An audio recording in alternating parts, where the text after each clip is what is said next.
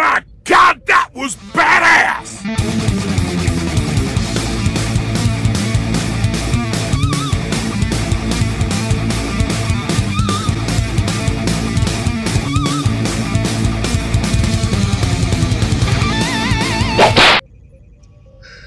I'm not drinking any hot sauce, buddy. I saw that come out. I was like, oh, shit. What's this? First super chat of the night, Sean Killer 90, right here. Oh my God, that's cool. Oh yeah, glad you and your family are all right. By the way, I have the Devil's Peppers, aka Carolina Reaper, on the way to my house to send to you. Yeah, I didn't forget. Great. Cody went up and did a search for it, and he was like, Dad, do you know what he's really going to be sending you? I was like, oh crap.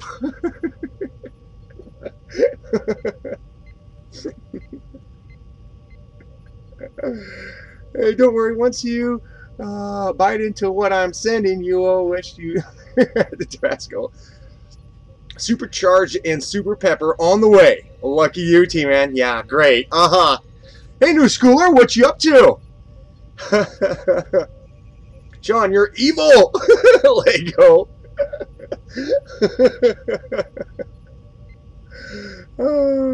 Fuck. Oh, yeah, I meant Super Chat. Oh, damn, that autocorrect. I am evil. I know. By the way, Stormy Bad, so if I go... Stormy Bad, so if I go poof, blame Mother Nature. Okay. Yeah. T-Man, are you and the family okay from the quake the other night? Yes, we are. We're okay. It was something that we... Crystal went to bed right away, right afterwards. But, oh, wait, here, hold on a second. Let me switch over here quick. Hold on. Okay, let me turn this off. Stop that. Turn off the starting soon sign. Turn on the camera. Boom! Okay, there we go. All right. Yeah, but anyways, yeah, the crap with what happened the other night was, oh, hold on a second. Delete that out of there. Okay. Let's see here. Stormy Bad. Let me go over here. Read through the comments. Yeah, we're okay from all that. It was just there was a lot of people who felt it.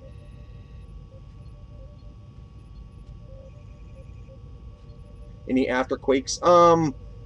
Apparently there was, but we didn't really feel anything. We didn't really feel any afterquakes.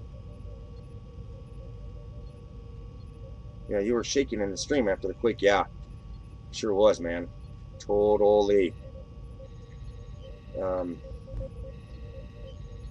Yeah, I was pretty scared. Well, I don't know. I mean, I was, but god dang it, is this stupid thing going to be lagging on me again? It is.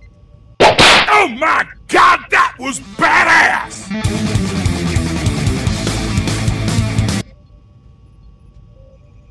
Yeah, I don't know what's going on with this damn thing. It seems like it... See, now it's working okay. I don't know. Maybe it has something to do with the transitional period. You know, when it goes from one scene, one scene to the next scene or something like that. It lags things down, but... Yeah, so at least we kind of got that going here. But yeah, anyways, aftershock, stuff like that, we didn't really feel any of that. Cody was pretty scared about it. Allie told some of her friends that she does streaming with, and yeah, but yeah, apparently there was people who were closer to the epicenter had stuff fall off the walls, stuff like that. I came across one one news broadcast thing, like a blog type of thing, that just totally threw it out of whack. The images, they told the true story as they talked, but the images that they showed induced more than what really happened. You know, they were talking about, oh yes, and this is one of the worst earthquakes that Montana's felt in almost 20 years, and they're showing like pictures of concrete broken up and crap, and it was just like, what the hell? It was stupid. They were making the situation, giving the visuals that the situation was worse than what it really was. Yeah.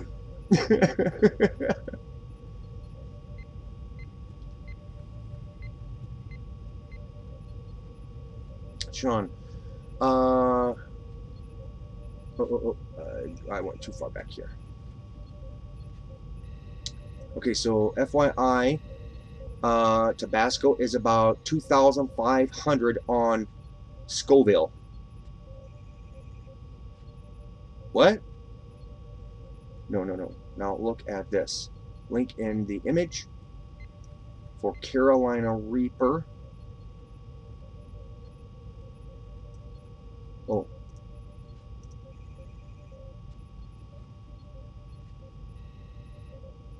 The Scoville heat scale. Okay, here, let me pop this up in the screen capture. And we're going to come up here.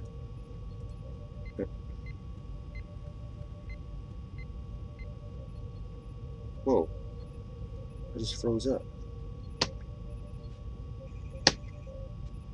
There we go. Oh, it did get in here. Okay. Now let's make this big and we'll see what he's really talking about here.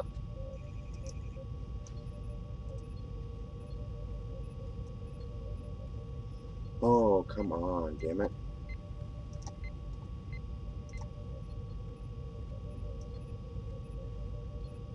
Okay, so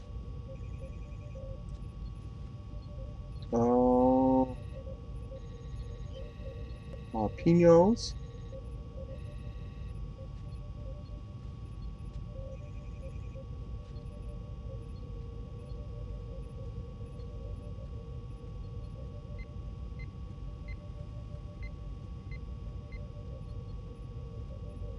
Whoa.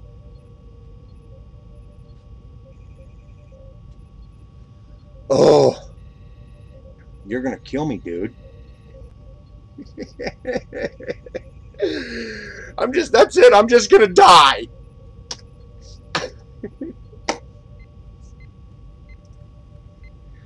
That looks like a pretty damn hot pepper.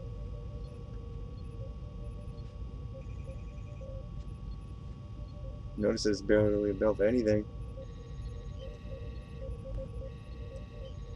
So what crazy fun are we getting into this stream? I'm pumped. That moment goes back and images. Yeah. Get Cody down here.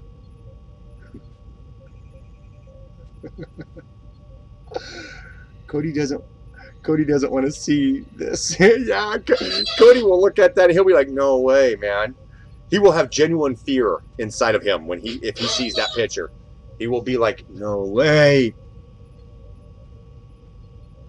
Well, I'm gonna.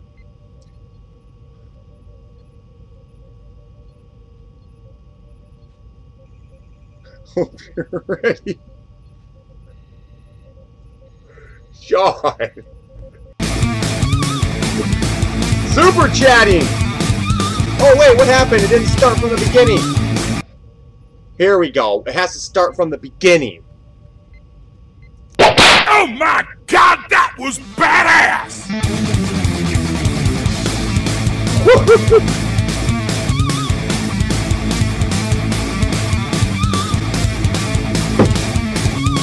Oh.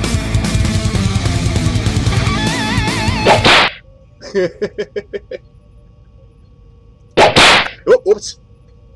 Wrong one. Oh my Come on, God, stop! that was badass! Damn it!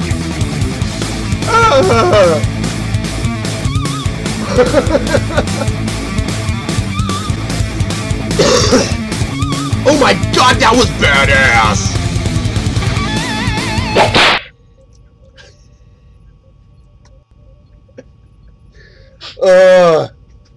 That's like one of those.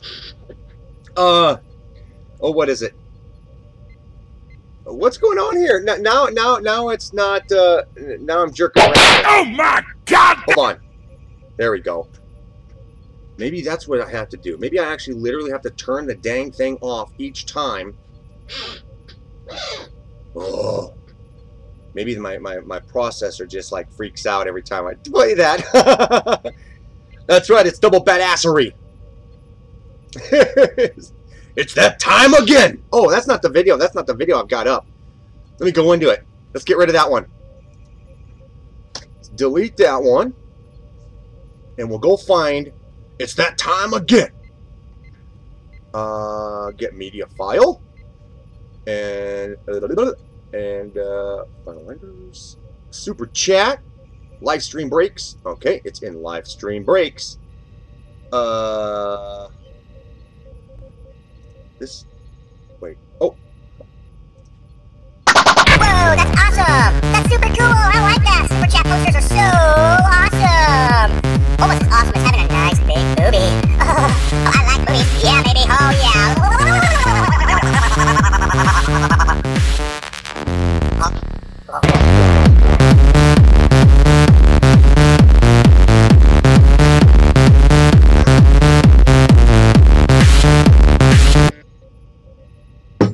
Okay, that wasn't the one anybody wanted to see. But it is a funny one. T-Man, maybe when you use the Super Chat music, it takes power from the stream, and that's why it lags. Because the lagging didn't start until you started the music. I don't think it's the music. I think it's the sudden amount of processing power that I have to do, because when I throw these live Super Chat clips up, there's certain stuff that I have to do to it. Like when you see, this is initially what they look like. I'll show you.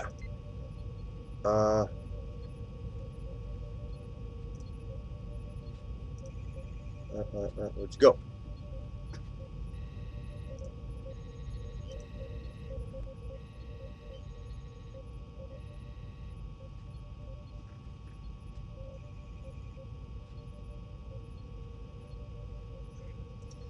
Okay, this is what they originally look like. It's that time again!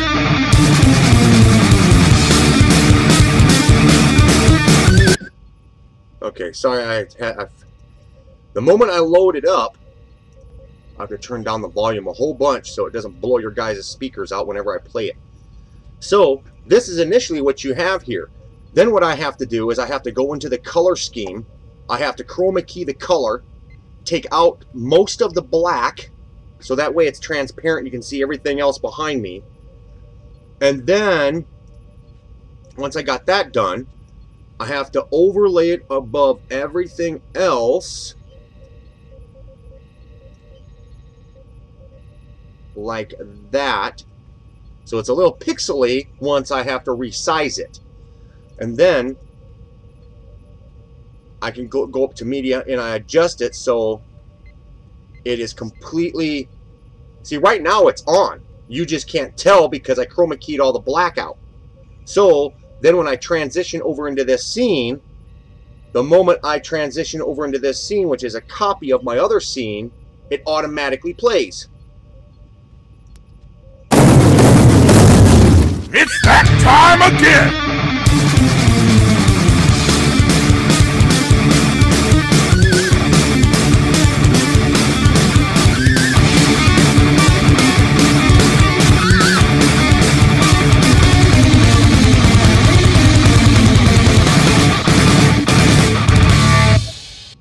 Yeah. So you understand that the amount of that my processor has to deal with all that stuff happening in animation right away. So yeah, that's why it starts to lag. So now when I transition over into the next scene, you guys saw that transition. Well, it looks like it's all right now. Oh, that's pretty cool. Huh. It might be because the file size of the last super chat scene would happen and the file size is bigger. This super chat, that scene that I just put up now, is only 6 megabytes. The other one is like, I think it's like 26 megabytes. So while it processes, my computer has to process all that crap. And on top of that, also keep all the other stuff that's happening on all my other scenes, like this scene right here, this scene right here, all this stuff is operating. And I can't really, and I don't want to get rid of these scenes because I use them. Yep.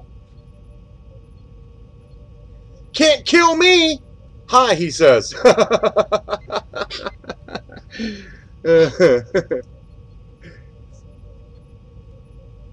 back through here. Drinks, adult beverage.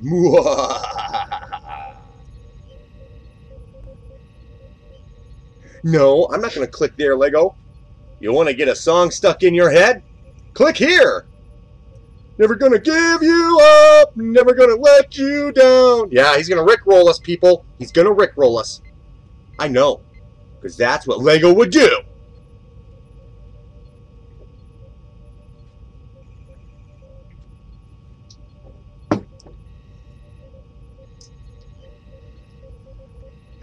No, he knows. He knows, because I told him today that I was gonna come down here and I was gonna do live streaming. And I opened up the refrigerator and I pulled out the Tabasco sauce. He goes, and he sees me. He's looking at me like this. And he's like, I wish I would have had a camera for this. But he goes, don't expect me to come down there.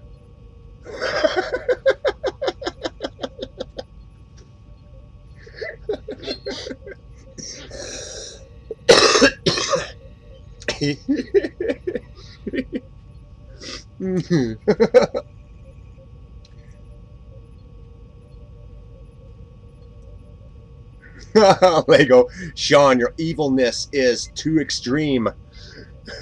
Sean's evilness will surpass his awesomeness. Dun, dun, dun.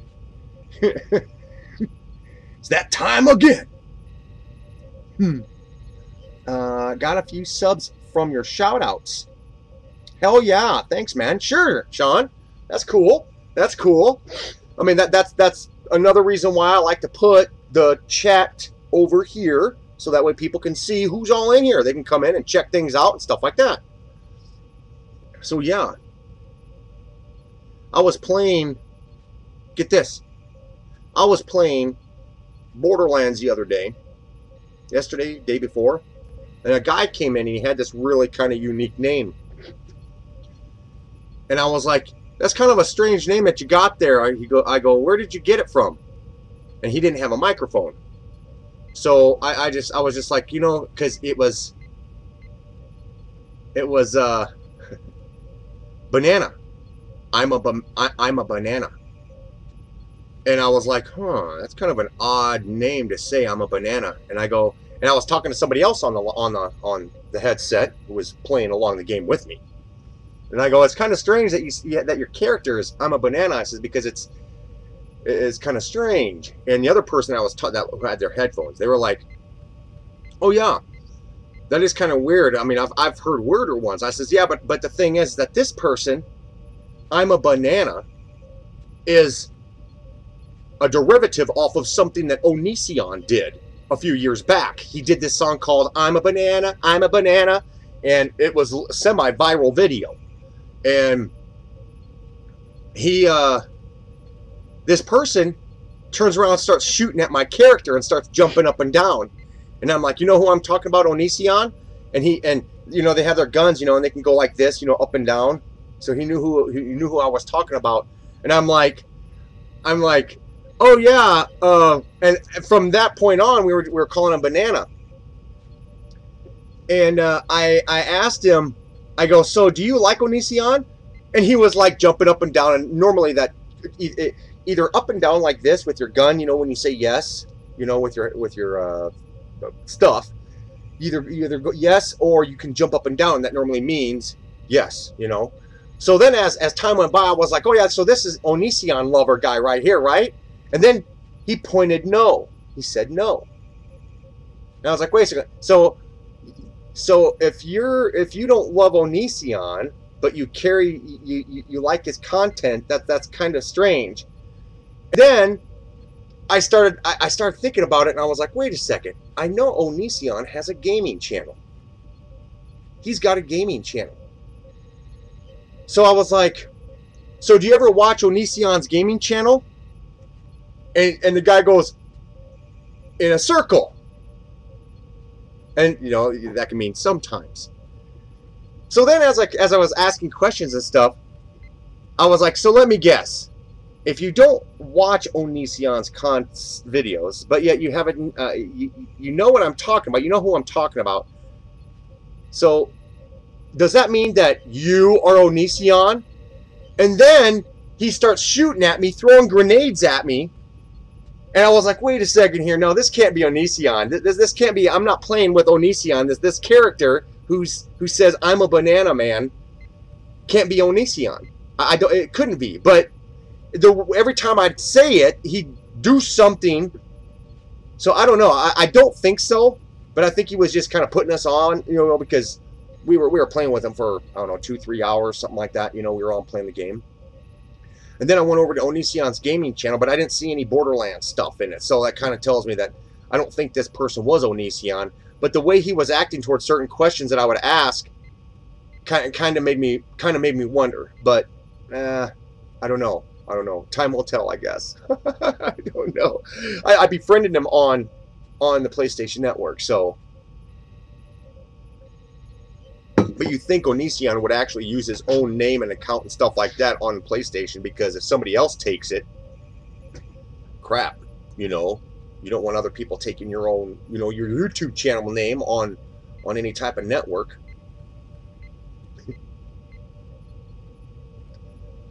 Can't kill me. Oh yeah, Pulse. Okay. Are you on the free XSplit or the paid? I'm on the free, Sean. Email customer support and then act like you want to be legal with donations. They give a discount code. Worked for me.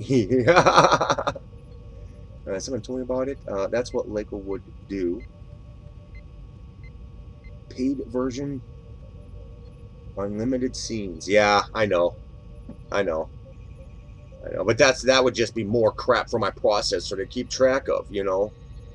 You think, you know, common sense would tell you that regardless of what scene you're on, the processor or the power of the processor would only operate the scene that you're working with initially. It would only operate on this one. But I don't think that's what happens. I think what it does is it has to keep in some sub-memory routine or something like that, or some process to keep the other stuff running too. I don't know why, but most likely they do that. But yeah. That's our T-Man is an Onision fan. Oh, he's all right. You know, I mean, there's some times where, you know, he'll pay attention to stuff that just really isn't all that important in life. You know, it's just like, you know, just, I don't know, I can't really find anything specific now, but for the most part, you know, the guy works his ass off. He's got so many damn channels, and he somewhat keeps up with them all. We just had the storm of moved from Ohio to put it was crazy. Arsene Pulse. You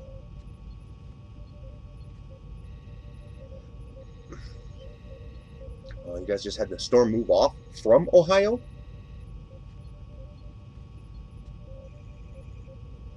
We just had that storm of moved from Ohio to you. It was crazy. Are you using your phone to type? Pulse was like, wait a second, that's not what I meant to say. T-Man, do you have your chat scrolled too far up? Because you're reading comments that are pretty far up. Yeah, I do. I do have them because I go up now. Right now, the last comment is from Sean. So yeah, I'm caught up with you guys. Sometimes when I sit there and I'll talk about something, I won't be paying attention to what you guys are typing, so I got to go back through it and read through it. Because you can't talk about a specific subject and then pay attention to the chat at the same time, because people will ask you questions and then you get off trying to answer their questions and you didn't answer the last question you were on. You know what I'm saying? So you can't be. It's this live chat stuff's not easy. You know, you got to stay on the ball and know when to totally pause, focus, explain, and then move on, you know. 9 viewers and only 5 likes? Yeah, I know.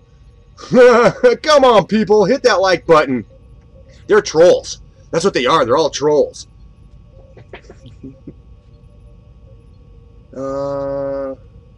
Redneck. Oh, Neil's in here. Redneck Computer Geek. Delay a bit. The chat needs some coffee. I think we're all good now. There for a little bit it was a little choppy, like, you know, 5 minutes ago, something like that, but now it's perfect. Yeah. Sorry, we just had the storm that you had. Pulse. Oh. No, we didn't have no storm. Pulse, I'm up here in Montana. Missoula, Montana. Yeah, that's where I'm at. We just had an earthquake the other day. Yeah, it was like a 5.400 on the Richter scale. Just did all sorts of crazy shit. We're like 400 miles outside the planet right now. It just blew the shit out of our whole state, and now we're up here, you know. Yeah, it was just crazy. I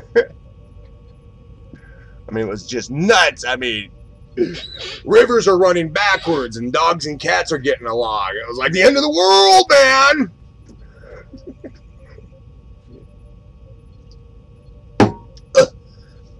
But it was awesome. It was pretty scary. The whole house shook, you know, swayed like this. Kind of, yeah. You guys ever been in an earthquake? Holy crap-olian. Hello, I've been here over 20 minutes, dude. Oh, okay. Okay. Oh, yeah? So Neil comes in and he just kind of sits there and watches and just sits there and listens and watches and says, oh, yeah. The thing will be a beast, Sean. Yo, what's up, Red?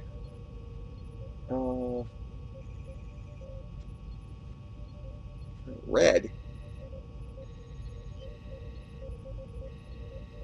Who are you talking about, Sean? Redbeard in here? No, he ain't. Can't kill me's here. You just can't kill me.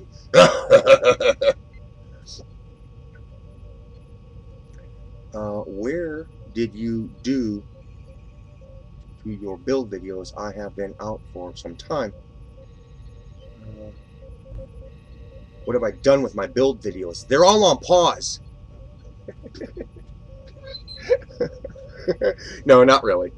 Not really.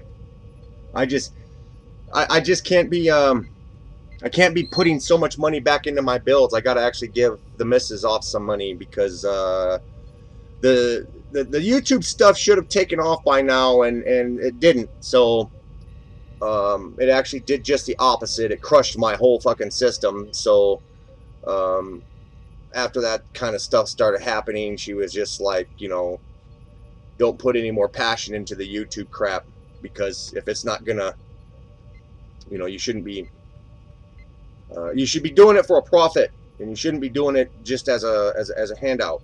So I kind of agree with her on that. You know, I mean, it's you know, people have to do stuff for a profit or to make money, because that's kind of what helps things become better. You know, if you ask anybody out there, you know, what's the biggest pain in the ass in your life, and 9 times out of 10, people are going to say, like, the government. You know, the government's a pain in my ass. Well, look at the government. They don't do anything for profit. Their workers don't get any incentives to make more money if they do a good job. They don't get penalized, or they might get penalized for doing a crappy job. But you, as the customer going to the government, whether you're happy with their service or not, don't mean shit to them, because they're not in it for profit. They know that you have to come to them no matter what. But if they were doing things for a profit, then they would know that you can leave and go to another government, I guess you could say. You know, you need to operate based upon making money, because if you don't, then you don't ever achieve. You don't have any incentive to become better. People don't. So that's kind of the way it works. And that's one of the reasons why I kind of started slowing down on my builds, because, you know, money needs to be coming in to be for these builds. And so far, people have been doing really good. You know, a lot of these super chats, these guys who do super chats, like Sean Killer, Josh, Adsar, you know, all the other guys that come in, you know, they're right there with me to help me get these things going. So, and YouTube just tanked my, you know, it's just tanking my shit, you know. You know, it's people have to see the end result, and the end result should be making money. It should be. You know, if you got I even said that on a lot of other stuff. You know, you can have a Facebook page with 40 million friends and 200,000 likes. Well, how is that really going to help your life? How does it?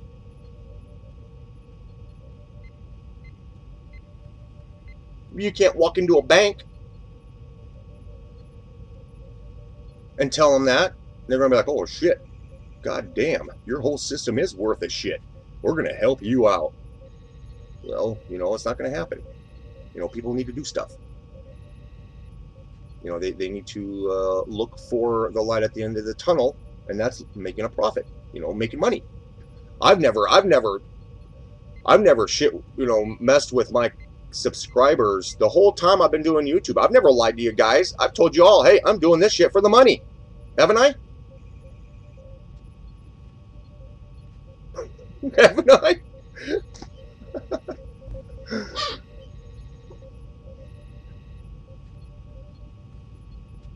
But the one donation's for the milk and ice cream.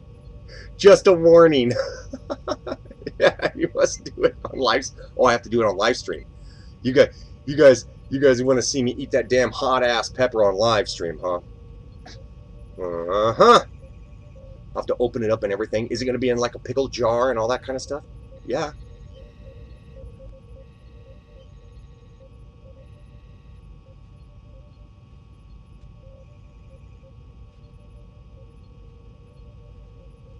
I doubt it, Redneck. You know, it's not the market I'm in doing go-karts. Go check out Cars and Cameras. Go look at their channel. Go look at their channel.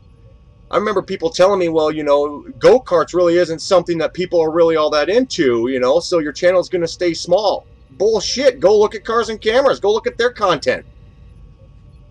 Go look and see what happened to their channel.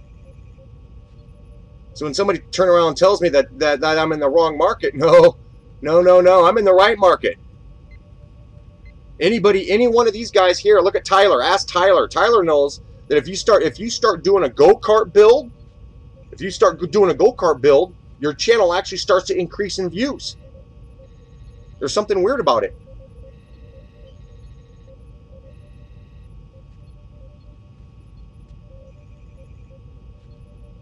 They go, you're here for the dough? I thought you were in it for the fun like we are. Well, yeah.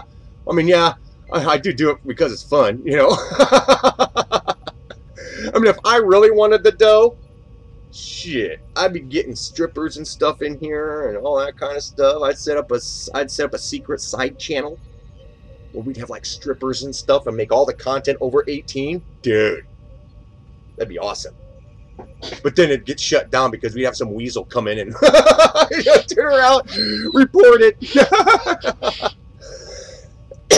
Voltron.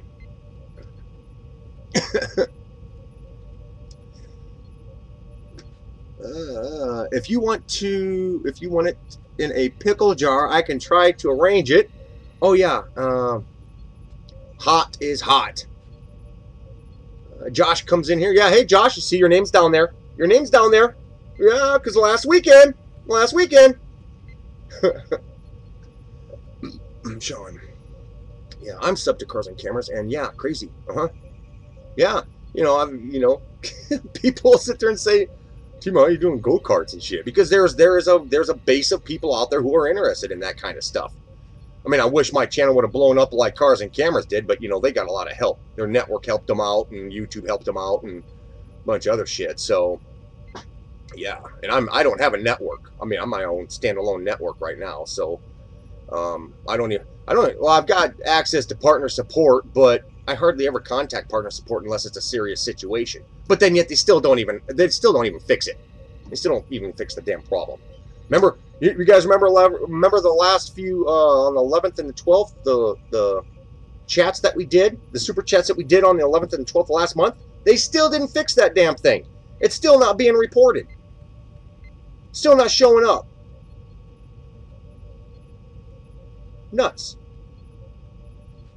But you see the difference in those live streams and those super chats is that I was selling. Well, I wasn't really selling. It's just when somebody would come in and super chat, I would send you guys off that email. Remember, of that screenshot, the screensaver, Well, yeah. Apparently, some goon out there reported it off to YouTube as being a sales type of situation. He's selling this screen capture or this screensaver. So now it's but not being reported. I'm telling you guys, I got some fucking goon who works for YouTube, comes in and watches my shit, and they got to report all this stuff up, thinking that they're doing a good service or some shit. I don't know.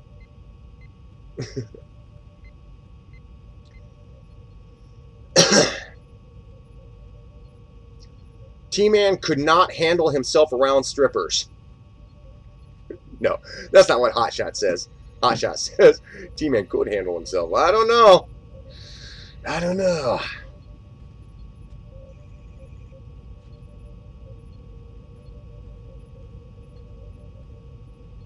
That's right, Sean. Okay, they're all upstairs. I can hear them.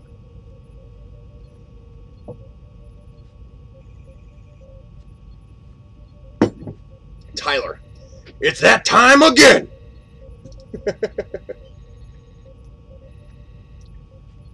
I wish I could get my voice to sound like Torg. Torg so bad. I wish I could. I'd make up so much funny shit. Oh my god. You guys know who Torg is, right? He's that voice that you hear on the super chats. Torg, the guy that's on Borderlands 2. It's that time again. T, I'm looking to get a mini bike, but all my money is in my go-kart. Do you think I should sell the cart and get a mini bike, or should I hold on to the cart, which it... Oh, blame Tyler! It's that time again! It's that time again!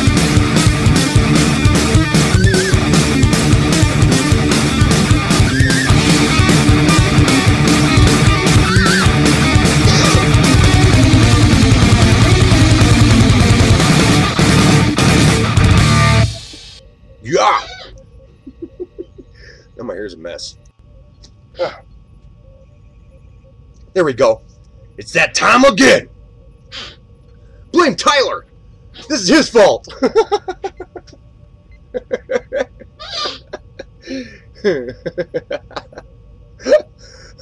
Yes, Sean. It's that time again.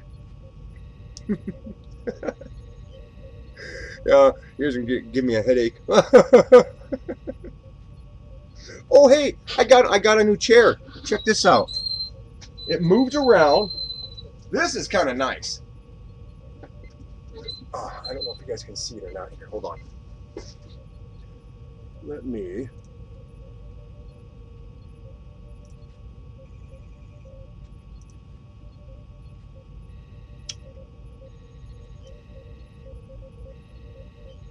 Let me lighten it up a little bit. Ah! This thing, we found this sitting out on the street. And it's got wheels on it and stuff, and it's all made out of wood, and it's got a real cushy seat. Look at that cushiness. Squishy, squishy, squishy.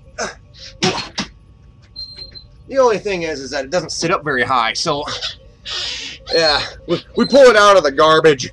There's no telling what happened on this chair, what people were doing with this chair. I don't know if I want to think about it. Yes.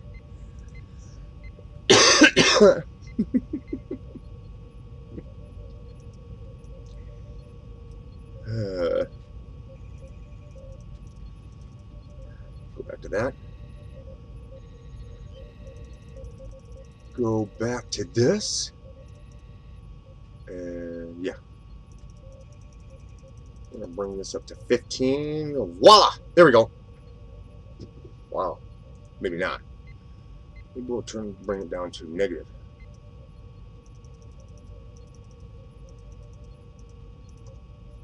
There we go. Okay. Ugh. So Lego, when are you going to start doing live streams? What about Neil? Where's Neil at? Where'd he go? Did he take off? Neil needs to do live streams too. Neil needs to fire up his camera and do a live stream with his kids. Get that super chat turned on and have some people come in there and help you. Because people want to help you.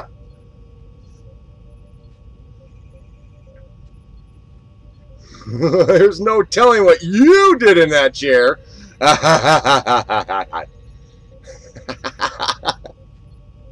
Can you answer the question? You were ready before Sean super chatted. Move on, message up. Okay, let me see.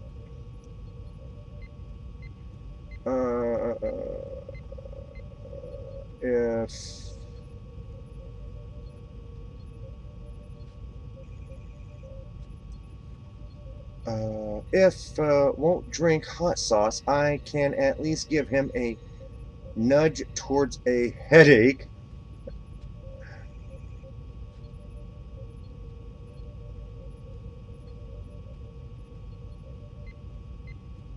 Can you answer the question before you're reading? Where I can't find that question at. Let go.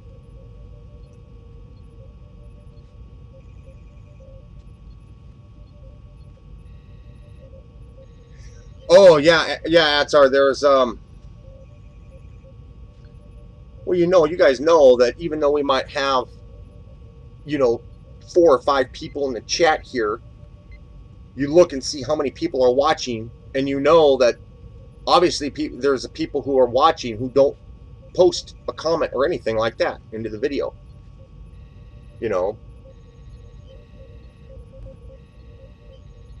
It's not a question of being reported whether it's a bad thing or not. They just report this kind of activity is happening on the content.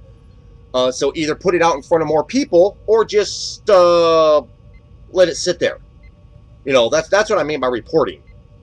I'm not talking about reporting it as a bad situation. I'm just saying that the push to get it out there more doesn't happen. So yeah. I don't think... Oh, you're asking about your go-kart. Do you want more go-kart or what?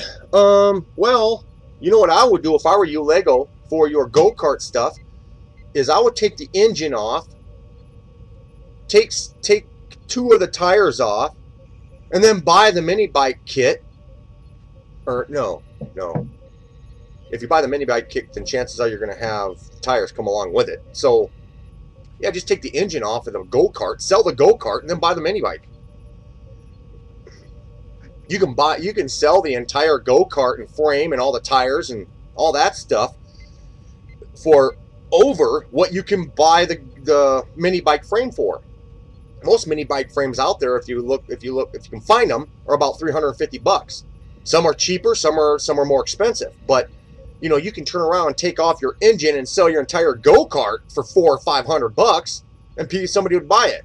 Well, depending upon where you live. You know, if you live way out there in the outskirts of, like, you know, fucking Iowa or something like that, where, like, everybody complains about not having anything, then, yeah, you're going to have a little tougher time trying to sell that. But if you live down in Nevada, you know, you'd be able to sell it and then just use the money to go and buy the mini bike. Yeah. It's all right. We are just so dirty little boys, ain't we? Conscious signal. You have to watch it on the lib live chat when it's up. Fine, I'll ask it. Give me a minute to type. Silence YouTube stalkers. LOL, I think everyone has one. Yeah. Wait, you can get mini bike kits? Yeah. Yeah, Lego. Do a search, man. You're in front of the biggest library in the history of mankind. There's nothing you can't find out by doing a Google search. It already was dirty.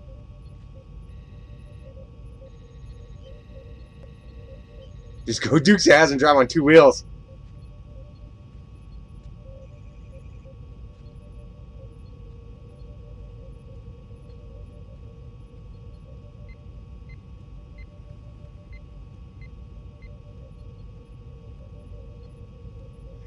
Well, you know, it kind of depends. I mean, I like both. I like driving the go-karts and a mini bike at the same time, or the trail bike more like it. But out of the two, if it's going to be something that is going to be a little bit more versatile for you, go with the mini bike. Sell the go-kart, take the engine off so you can put that engine onto the mini bike, and you got it made. Right there. Tommy, what you up to? Nevis is in here? Tommy, Nevis, Tyler? I think these guys would agree with me, you know. I mean, go-karts are fun, but you need a lot of space for go-karts and stuff like that to drive around. If you have a mini bike, on the other hand, you know, you can drive in between little buildings or whatever. You know, a mini bike is a little bit more versatile and kind of a little bit more accepted when you're driving around than, you know, if you're... Oh, wait, that's right. You're out on a farm, aren't you? So, yeah, you probably would have...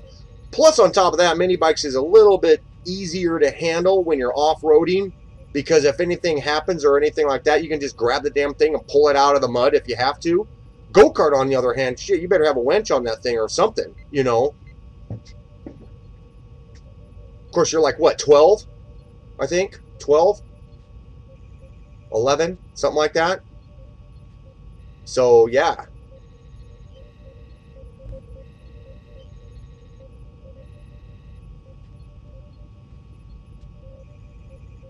Johnster, fix T-Man's live stream. Well, my live stream should be working okay right now. Holy cow, I can see my face right here, the shadow. I can see my shadow of me talking on the side of my computer.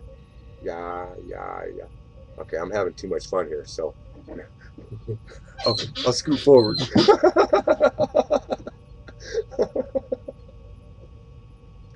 Okay, Nevis, what are you building? Let everybody know what you're building.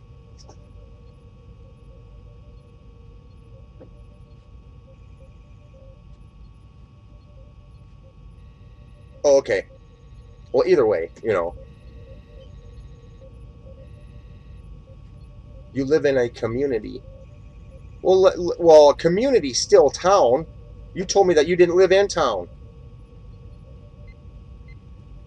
You need to, like, come clean with all this stuff. Lego, how old are you? Do you live in a house? Do you live in, you know, a shed? You know, stuff like that.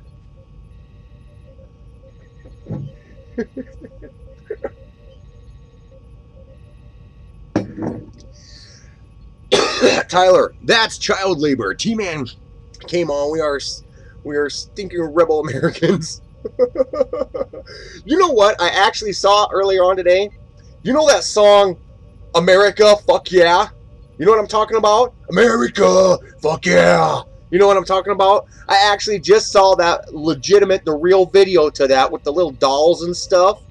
I actually saw that earlier on today. I remember I've seen parodies and stuff like that that people did with that song, but I've never seen the actual legitimate video of it. You know, that was funny. America, fuck yeah.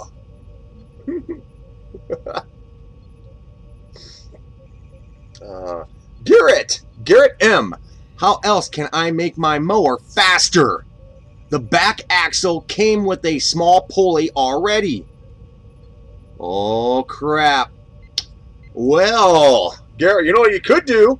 You could put in a small little jack shaft there, so if you have a large pulley on your engine, you could go back to a small pulley on the jack shaft, and then right below that pulley have another big pulley going to a small pulley on your axle. So you can have like a step up, you know, so that like you're putting in like, you know, 10,000 RPMs into that transaxle.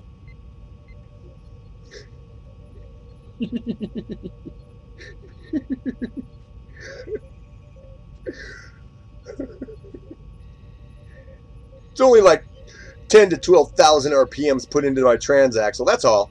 Don't worry. Just make sure you don't hit any bumps, because then it'll just blow apart into shards.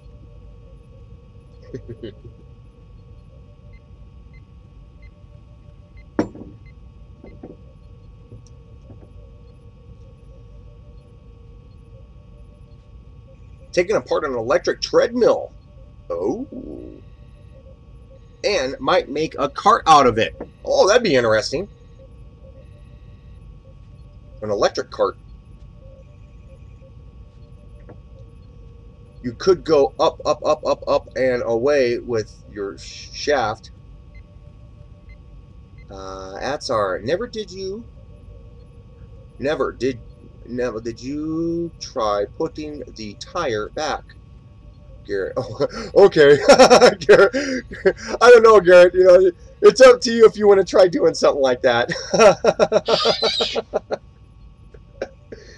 A lot of times if people want their mowers to go really, really fast, you're going to have to get rid of whatever transaxle you got on it. Go with a Peerless like 820 or something, whatever, you know, the higher grade axles. You're going to have to put a lot of money into your lawnmower if you wanted to go fast. Some people would just say screw that and forget the transaxle and go with a direct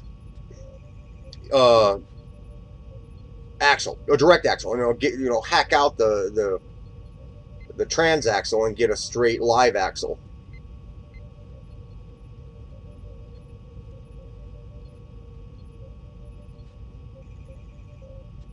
Lego, you know that the Tumbler has no engine. The Tumbler go-kart doesn't have an engine on it. I took the engine off and put it on the full screen machine, the buggy.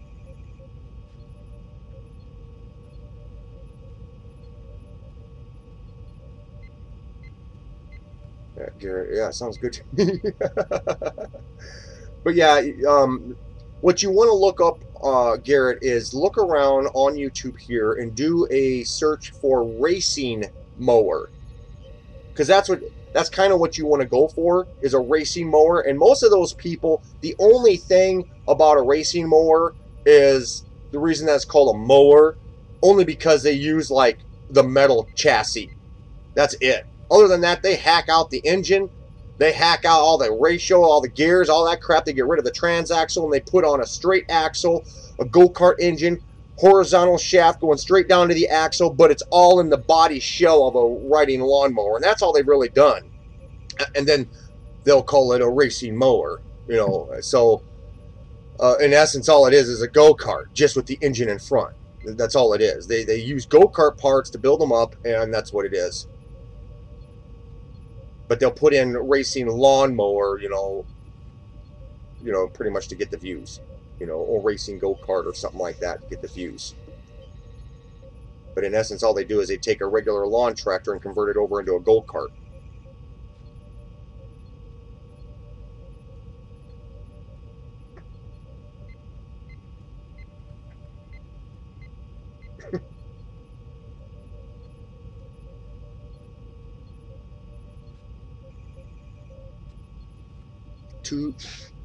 Too bad gun expensive.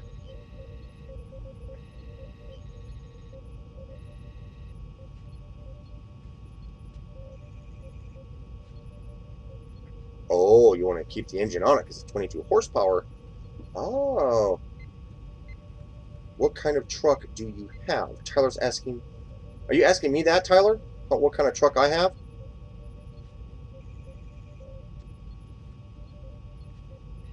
Josh, I got let go from my job today. Oh, Josh.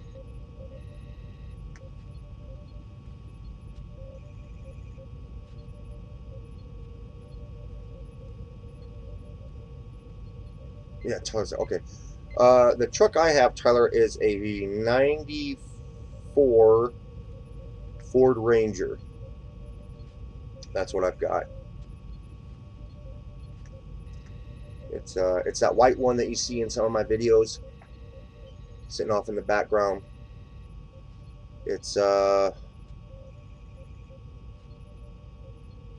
doing okay, but there's a few little things in it. One thing that's real irritating is that my head gasket valve, gasket, you know, the gaskets along the top, I think it's icky, so it's dripping oil out of it onto the manifold. So every single time I drive that damn thing, even down to the gas station and back, and I get out, I can smell rancid burning oil. So, you know, and it seems like a lot of these Fords have that same problem. So, yeah.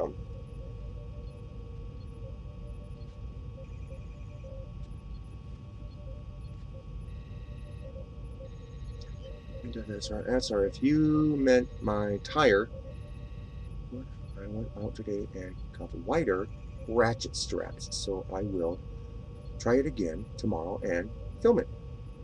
Josh, keep your head up. Yeah.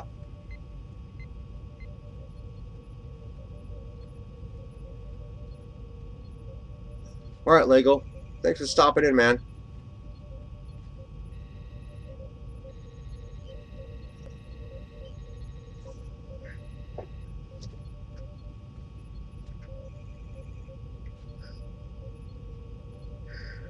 There's Voltron. We're waiting for Voltron to come in here. So how's work been, Voltron? Did you see my latest live stream that I put up last Monday? The damn earthquake. Yeah, that was a little spooky.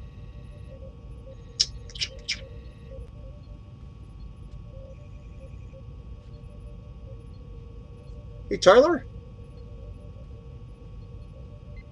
Tyler, I have. Oh, wow, we got two different Tylers in here. We've got T-Man Mutter, and we've got Tyler Elsie.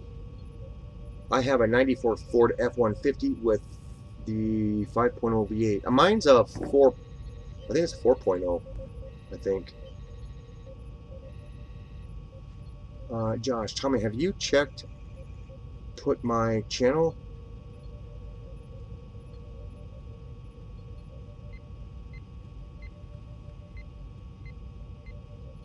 Voltron.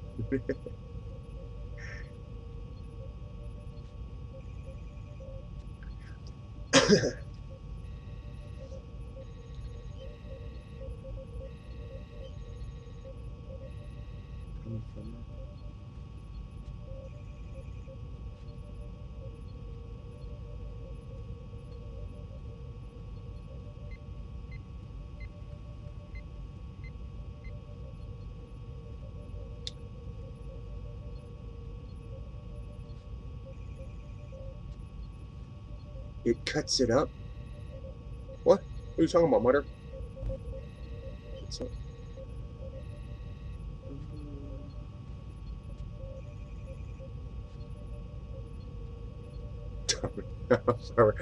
Steam engines.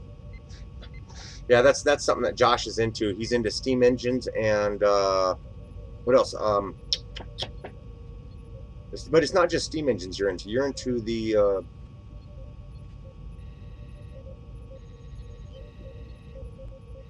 have you seen the half-hour long one? I don't know if too many people are going to sit there and watch a steam engine video for a half an hour, Josh. I don't know too many people who would do that. Now, if you had, like,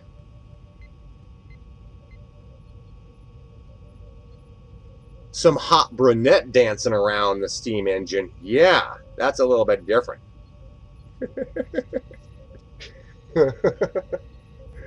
If you had the Swedish bikini team, oh yeah, you got it going on there. That's right, mosquitoes are eating me alive. Hope the bastards get sick.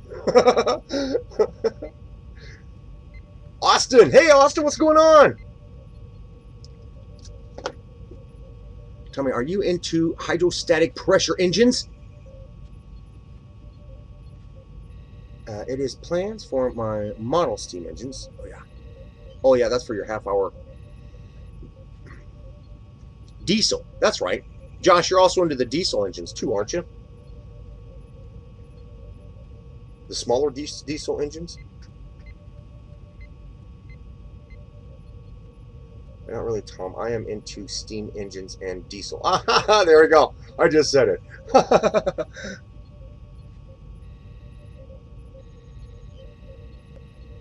Very busy these days. I was kind of hoping for a calm summer. Oh, well. Yeah, I know. Man, we've been having a hot spell here. Man, for the past week. Since last Saturday. It has been probably anywhere between 90 to 100 every day. It's been really, really, really dang hot here. And hardly even a breeze. Everybody stays in the house. I mean, I went out into the shop and I was going to do some stuff and it was just like, my God, if you can just stand there, stand still in the shade and sweat. You can actually have sweat dripping off your nose and stuff. It's like, my God, dude, this is, I'm going to die. I'm getting out of here. I'm going to go downstairs where it's like 40 degrees all the time down here. Well, not right now because I have all my windows open and, you know, I've had them open all night.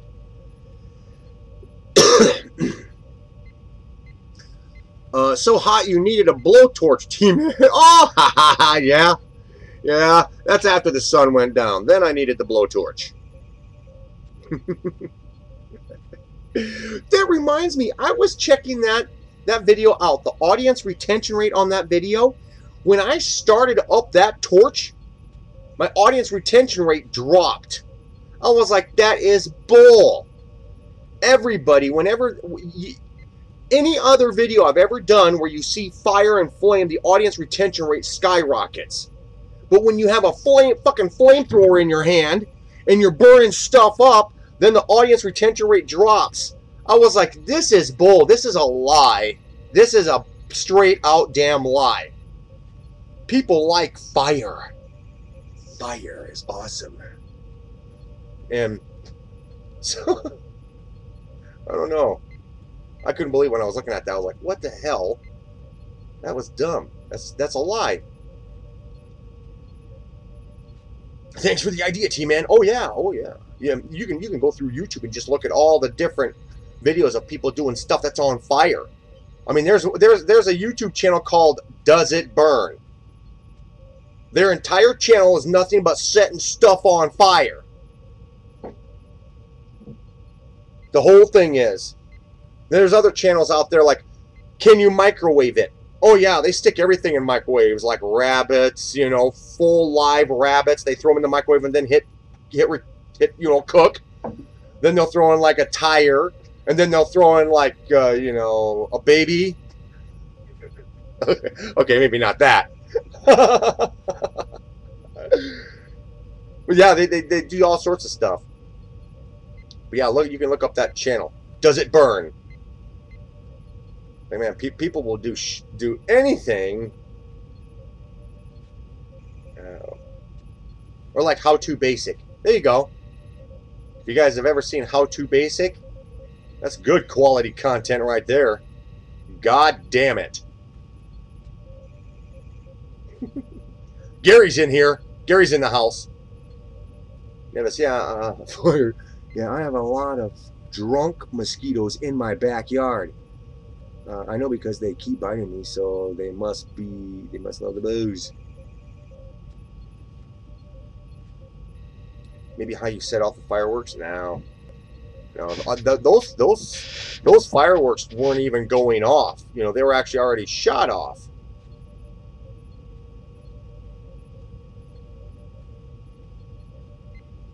Nevis's creativity starts after a 12-pack.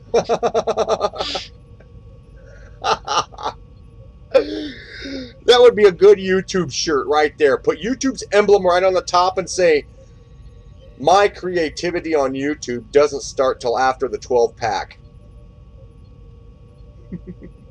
And then go to like VidCon wearing that.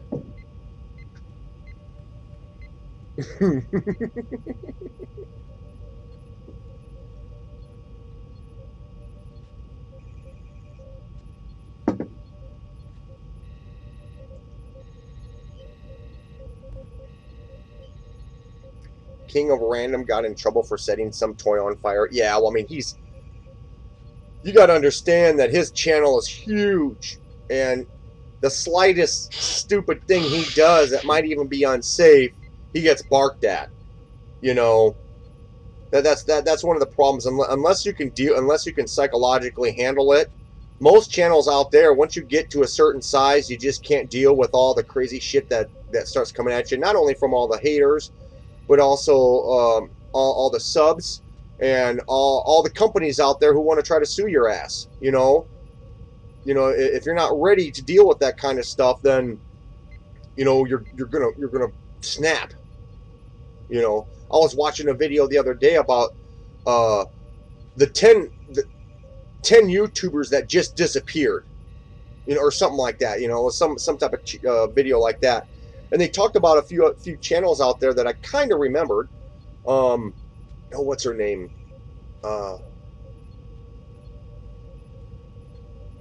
She's a girl who talked Japanese. You guys know who I'm talking about. Keegan. Keegan knows what I'm talking about.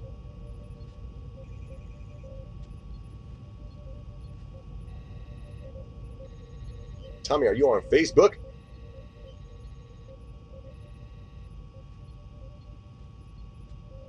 Gary's mod. Does anybody have problems on here with cutting out on you guys?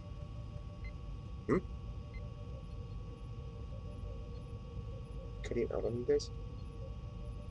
I don't know what you mean there, Mutter.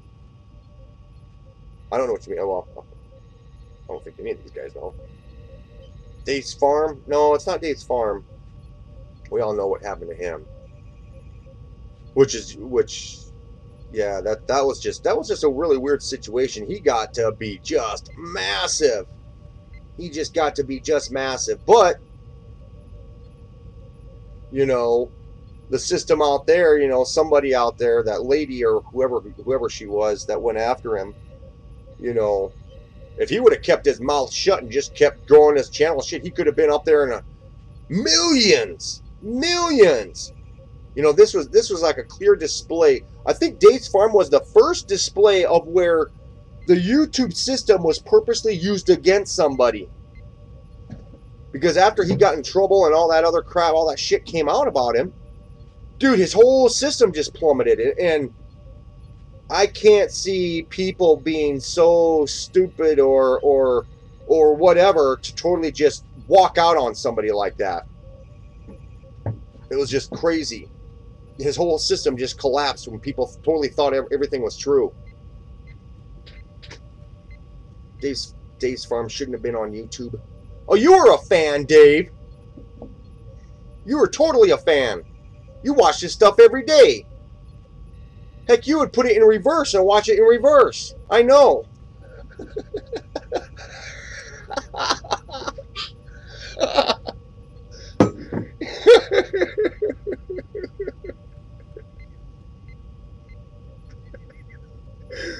David is in prison now. Oh, is he? Gary's garage. Oh, yeah, a little. Yeah, a little. I just go between live streams and T-Man's like it's Oh, Tommy, find me. I am at Joshua Kylan. I watch many people's videos of Dave's Farm. Been on one pug farm for since Dave's Farm. Yeah.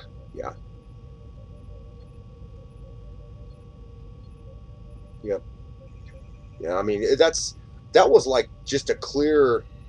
Wow, I mean his whole system just fell apart. But he wasn't one of the people that were in that video. There were other people in that video.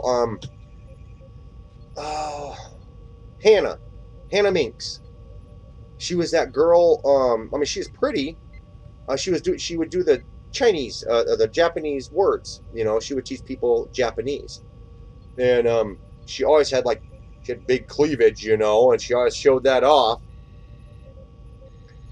God, what else did YouTube system purposely go after people and destroy them? The Reply Girls. There we go. You guys remember them? The Reply Girls. They went after them. Remember those girls? I think there was about 5 to 10 of them.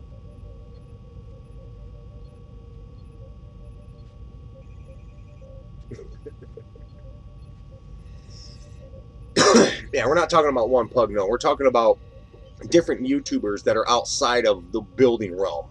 Not our kind of content. I'm talking about the YouTubers who were like way bigger than anything that we ever dealt with. Miss Hannah Minks was one. Then there was the Reply Girls. That was like a group of girls who would they would go and see what's trending, and then they would reply to that video and talk about it. But most of the time they would be sitting right up here by where the camera is at, and they'd have a shirt or something that would just push their cleavage together, and it made it look like, you know, made them look awesome, you know. And so people got mad about that, because what these girls, all they would do was just give out some stupid critique about a video that they saw, so that way they could tag the video with that information in it, so they could generate views. And these girls who were doing this crap, man, their channels were blowing up. And then people started complaining about it, and YouTube just suppressed them, oppressed, or suppressed, whatever. They changed something, or they made it so that way their content wasn't recognizable on the system anymore. Do a search right now. Reply Girls. The Reply Girls. You'll find out. Yeah, they were the big honchos back in like 2012 or something like that. Nowadays, you go in and you find these other channels that are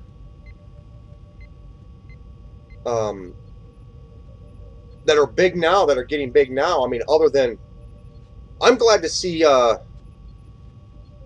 what's his name?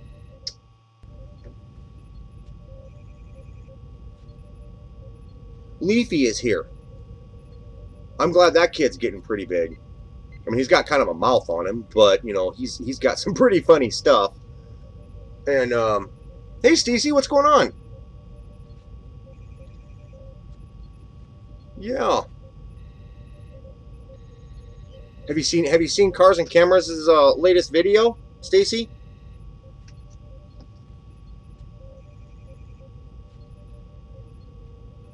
Dave, One Pug Life is badass. I watch him daily for many years.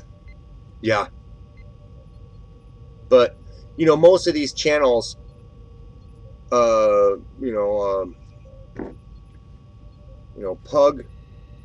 3D Machines, a lot of these Canadian guys that are up there in Canada and stuff like that, their channels are all big because of Dave's Farm. You know, so they got big using Dave, and then once all the shit hit the fan, then, you know, everybody ran. But, you know, I kind of understand that, because, you know, Dave is kind of a fucking weirdo, you know. I mean, I think I tried to get him on live stream one time. I think the last dealings that I had with him, I bought a whole bunch of catnip from him. Yeah, That's right. I told him I was going to buy a, oh, this is a few years back, but he was offering the bags of catnip. You guys remember that?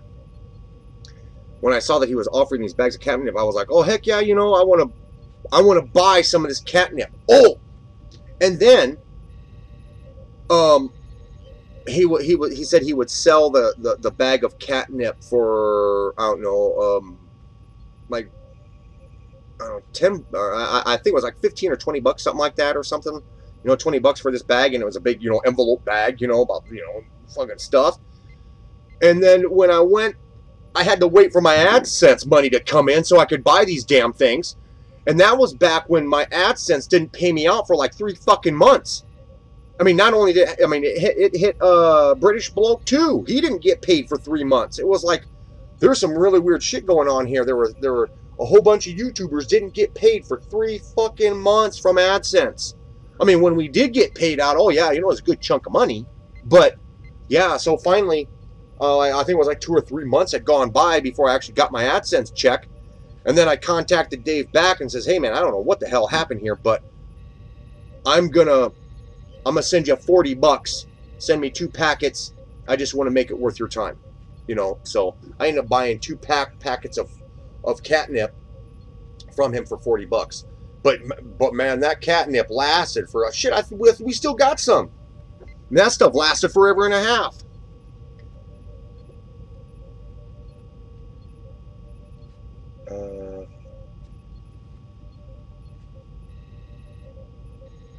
Pug's cool. His clickbait, not so much. Stacy, just trucking. Okay, yeah, I gotta come down here. Austin, did you ever end up watching the bulldozer video from Jamie? I might have.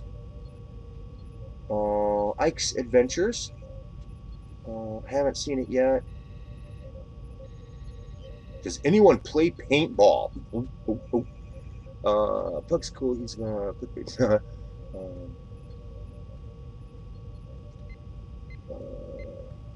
What about Alex the movie geek? He just disappeared. Yeah. Yep. I vaguely remember that. I know that name because it sounds familiar. I think he used to be over on Blip TV too. Just all of a sudden, you know, Blip shut down, so he came over here to YouTube and then just disappeared. You know, and yeah. What about okay? Fearless front used to be pretty good. He doesn't do much anymore. Well, yeah, Stacy. I mean, he's been really damn busy, but he's gonna, once he gets the whole house and the shop all set up and shit, he'll most likely be rocking. Because he's gotten over 100,000 subscribers now, so that's where your serious dedication needs to start coming in at. I mean, at least that's the way I think. That's the way I would treat it. I mean, shit, if I had 100,000 subscribers and when I upload a video, the damn thing's gonna reach 35,000 views. Yeah, you're damn right. I'd be doing a lot of cool shit. You know, there'd be there'd be giveaways. There'd be all sorts of stuff because I'm getting paid to do it. So yeah, you know, that's the thing. You know, there's a point to where your channel gets so big, it's now your life. Nothing else is. Nothing else. You can't quit it. You've got 100,000 fucking bosses telling you how to do your shit. That's normally how it's done, you know. But yeah. At least that's the way you should view it. That's the way I would kind of view it, kind of.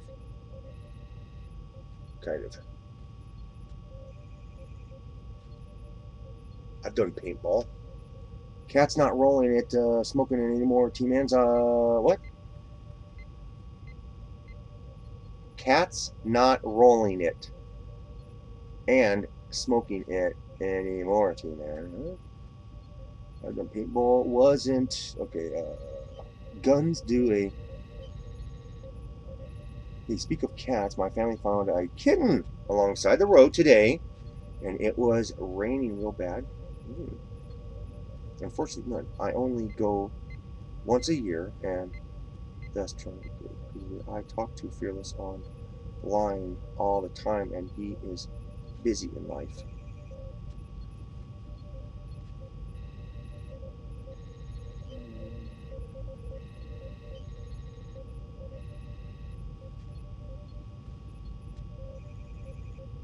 That's why I quit YouTube.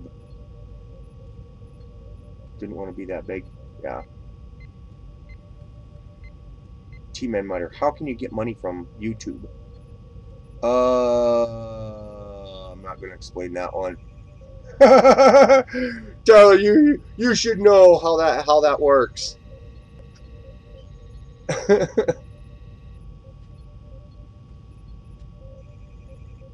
Who was the one that got drunk on the live stream? Oh, okay.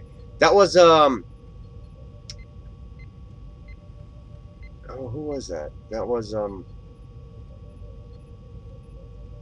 Junkstar.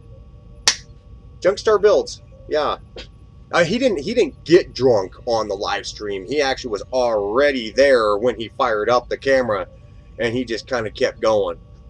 You know, it didn't look like he was, because it was so dark on his end, you couldn't see him really drinking anything. So, you know, it wasn't all that big of a deal. You know, that's why YouTube didn't flag the video, or nobody flagged it, because you really can't see him swigging anything. You can see him tipping a bottle, but, you know, there's no name on it or any shit like that. So, yeah.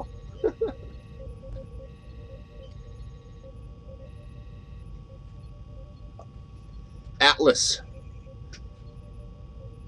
has the weight of the world on his shoulders. Serious YouTubers have it up their ass. By doing streams and getting super chats, T-Man Mutter, LOL. Yeah. Yeah, that's normally, that's a good thing, because as it is right now, because of the super chats that come in from you guys, you know, it's literally almost at the point now where I don't have to worry about advertising on YouTube. I can turn all my ads off. It's almost to that point now. Almost. The more super chats that come in, literally is like my subscribers, you guys, making it so that way YouTube can't make any money off me. You see how that shit works? You know? Google can't make any money off of me, you know? I mean, but they do take a certain cut off of these super chats. So if somebody super chats $5, that $5 does not all come to me. Google gets their cut. But that's how that works. And same with advertising, you know. So if it was up to me, I would be telling everybody, you know, everybody who watches, you know, donate $2, $3, $5. Because that way I can wipe out all that advertisement off of YouTube and say, tough shit. The society has my back, not the advertisers. You know, my subscribers are helping these builds happen. I don't need your ad money. So I'm going to turn it off, you know. I mean, I showed Atsar that the other night. You're still in here, aren't you, Atsar? You know what I'm talking about? You can verify it for me when I showed everybody how many videos were not advertising or didn't have advertisements on them. I turned it off. Yeah. So yeah. If the super chatters, you know, if you guys who come in and do the super chat are going to support this channel and my bills and all that kind of stuff, there's no point for me to turn on advertisements and throw advertisements in front of your faces. Don't join YouTube Red. Actually, it'd be better if you guys actually went directly either over to, not super chat. Wait, where's my, dude? I don't even have a thing in here showing my Patreon. Yeah, actually, Patreon's the best place to do it. Patreon doesn't take much of a cut out of the stuff. So yeah, that would be the best thing to do.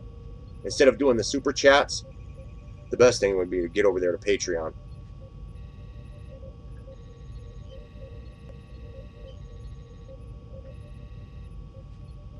Lego. Yeah.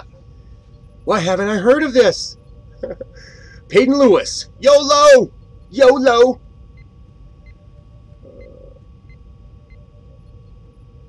I'm here confirmed. Yep. Okay.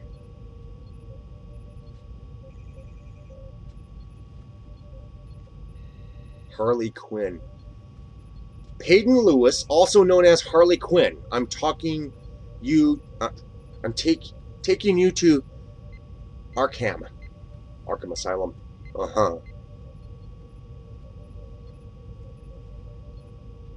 Austin, when designing a wheel hub, what tolerance do you do for fitting a bearing in an aluminum hub? You mean as in the CAD program? Is that what you're talking about, Austin?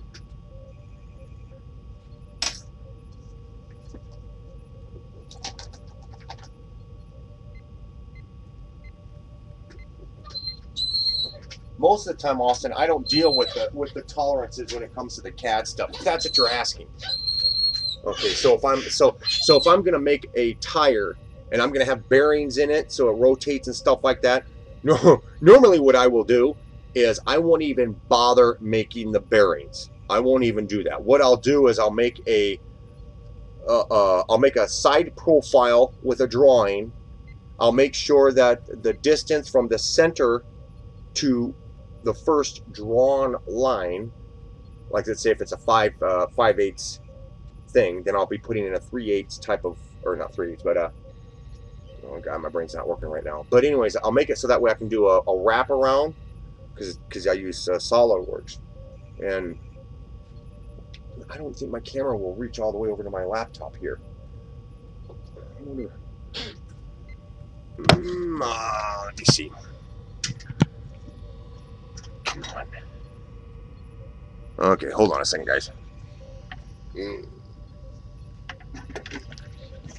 Oh my god! Ow! Shit! Busting stuff up. Ka-ching. Okay, so get this damn thing out of the way. Okay, you guys are technically sitting right in front of my laptop right now. And we're gonna fire this damn thing up. Don't laugh when you see my operating system, damn it. You guys will laugh. You'll be like, what the hell? Is that what I think it is? Yeah. Gotta love Windows XP, right? Yeah. I use CAD Cardboard Assistant Design. Stacy. Of course. It's totally what you want to do. Okay, now I'm gonna wait for my laptop to fire up, and I'll show you guys here what's going on.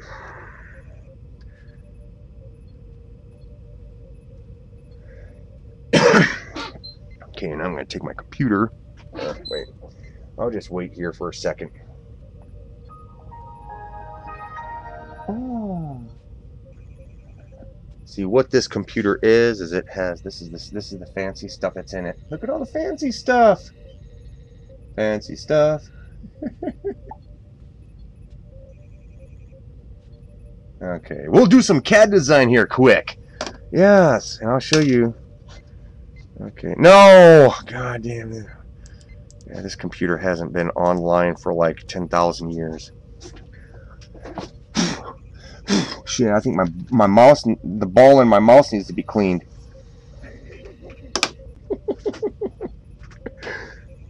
You guys are like, what? He's got a ball mouse? You gotta be shitting me. No way. Get rid of that. Come on.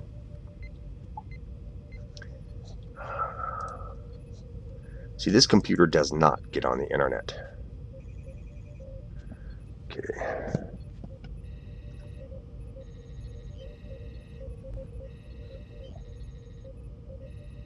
Alright, so now I'm going to be doing this, so I will not be able to read your guys' comments. So why is the computer screen backwards? The computer screen is backwards because I read backwards. Here. Let me come up over here. Layout. Let me switch this around.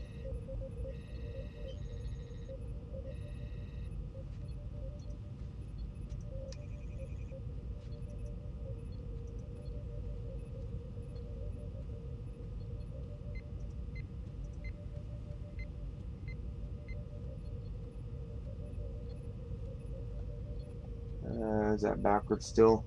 Yeah, it is. We need to see this thing.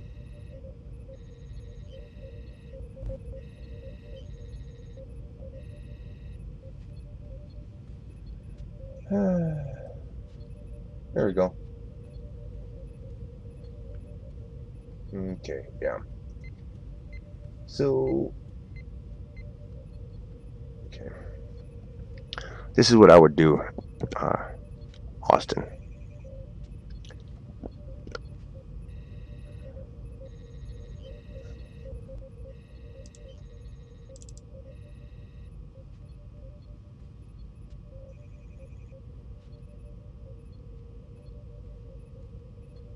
Come on.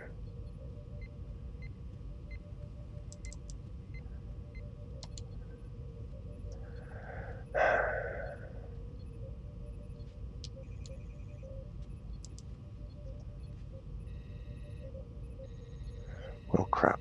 It's going to take forever to open up.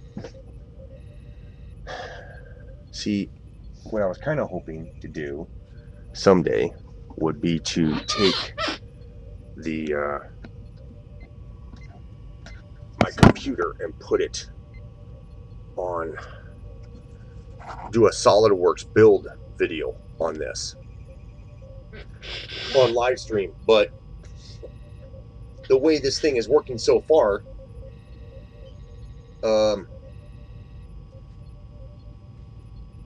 don't think I'd be able to operate the CAD program and this live stream at the same time.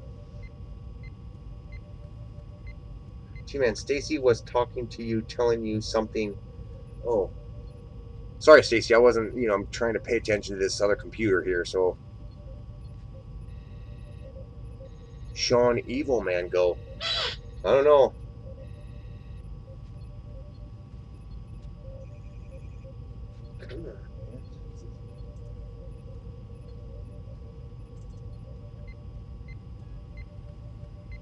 Journal file could not be created. Another section of SolidWorks may be running. So open the computer. Close that one down. Here, close that one down.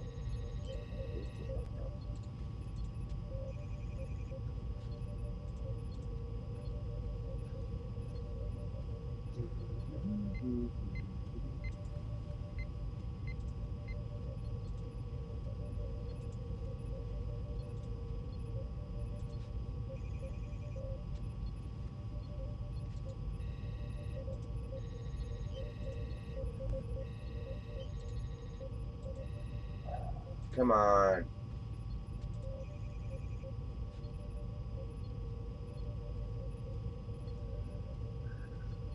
Well, it's not working very well here, Austin. It's like it's taking forever.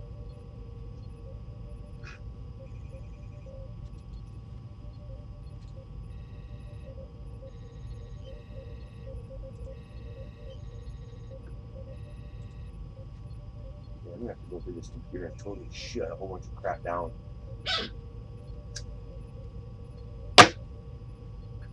Your computer might be at risk. Really? It's only like 10 years old.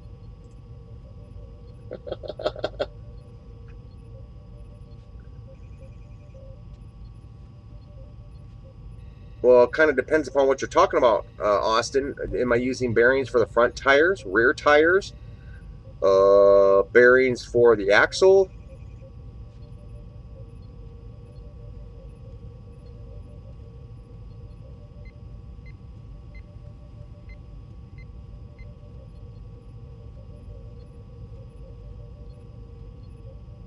Time to park the horse back in my shop tomorrow. Front, okay.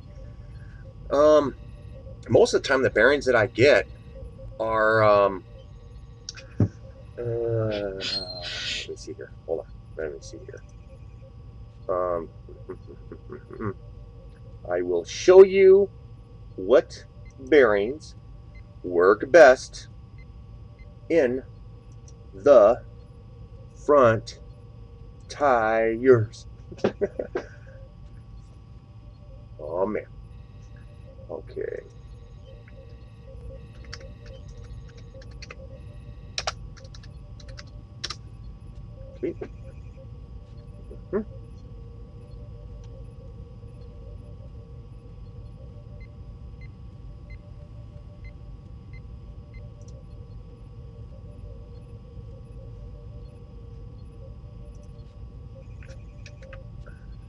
Here we go.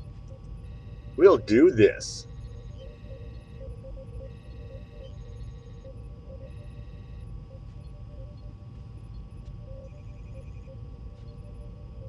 Oh. Uh-huh. Well, that's not going to work at all. There.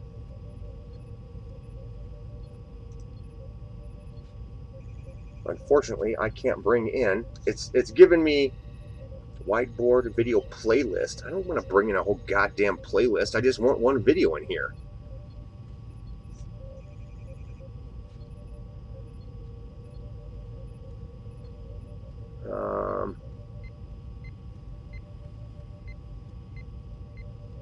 Let's do this thing.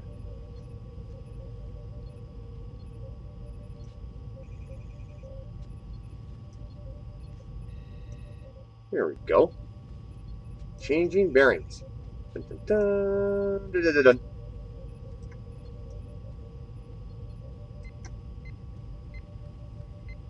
Old MacDonald had a farm. E-I-E-I-O. And on that farm, he had some subscribers. E-I-E-I-O.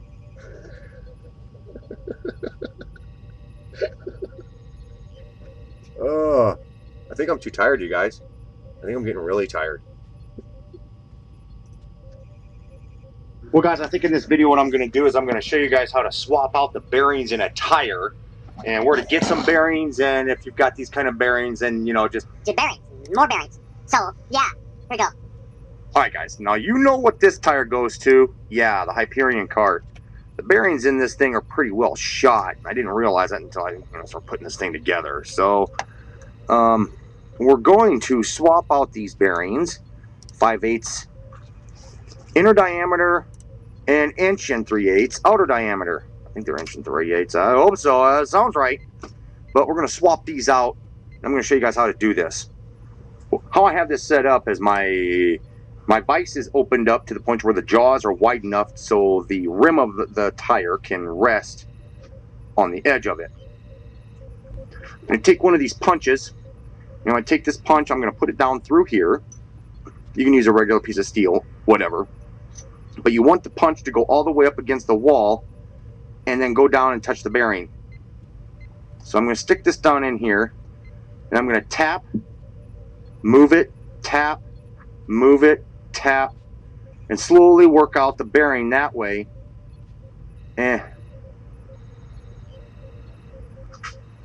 Whoa. Yeah, I'd say that bearing's pretty well shot. Wow. See, I've dropped this punch a few times and it's already magnetized, so wow. Okay, so let me do this. Okay.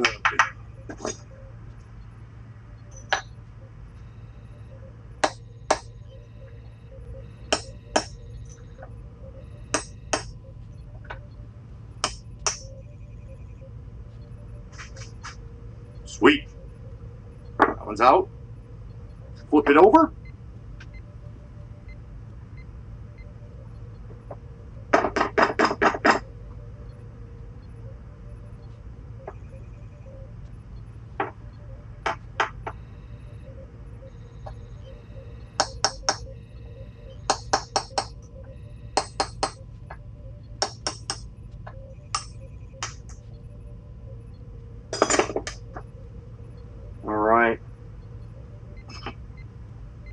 Wow.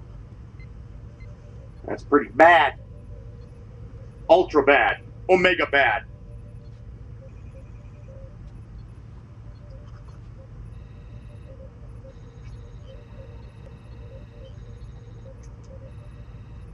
All right, now I got those out.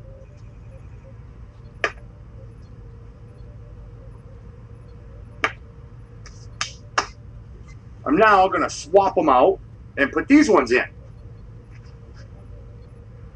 These bearings are better because they have the seal, this plastic seal that goes around and seals up the bearings, so grit and icky stuff don't get inside the bearings and burn out the bearings even more. Plus it also has this lock ring on here, and so that way when I go to put them in, they're not going to slide all the way into the insert here. So now I'm gonna put them on, put it on there like that. Here, let me put the camera up.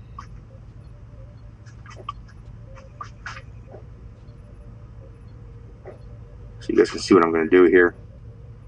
I'm gonna put the camera, or I'm gonna take the bearing, I'm gonna put the bearing in like right there. I'm gonna take this piece of steel, I'm gonna put the steel right over the flatness of it, and then tap it in, rotate the steel, tap, rotate the steel, tap.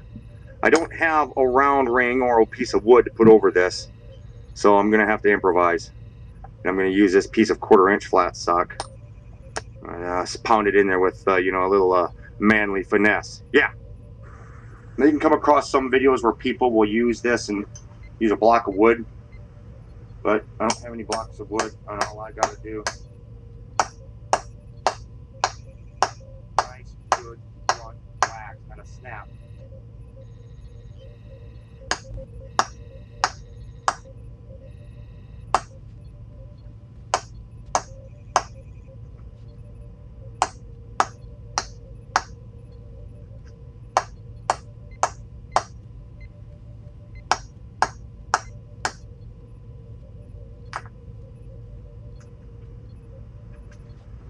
Make sure that snap ring even.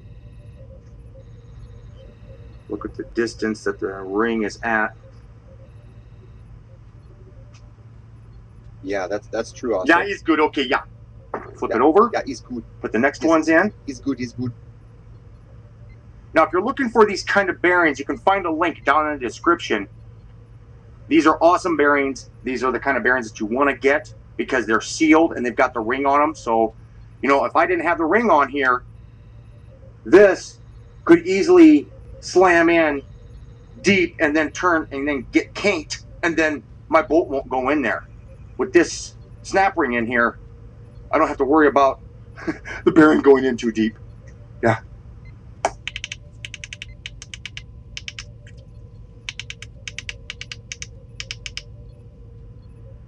Yeah, he's good. There we go. All done. Boing, boing, boing, boing. Let's install it. Okay, well, got this spacer in there, but the spacer ended up being way too long. And we're going to swap out that spacer for this spacer for these two right here. So with this half-inch spacer that I did have in there, it moved the tire out too far where I couldn't even get the nut on deep enough, so the locking stuff wouldn't go far enough on there. Locking stuff. So we're going to put on that, and we're going to put on slide. Like I said, to find these type of bearings, you can look down in the description. Go there, buy some. Don't just buy one or two to fix one tire. You want to buy like a bunch of them. When I bought like 8 of them. I used 2 more, and then I've got 2 there and 2 there. And then there's 4 on the front end here. Then there's these 6, or these 2 plus 6, which are 6. And then the other 2 are on one of my other machines.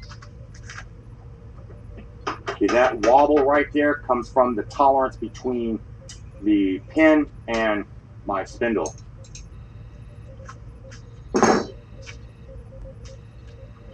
And that's how you change bearings in your tire. Get another look at them. Get another look at these.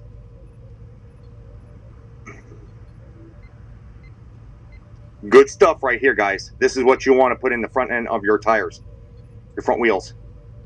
Sealed bearings. Very, very, very, very, very good.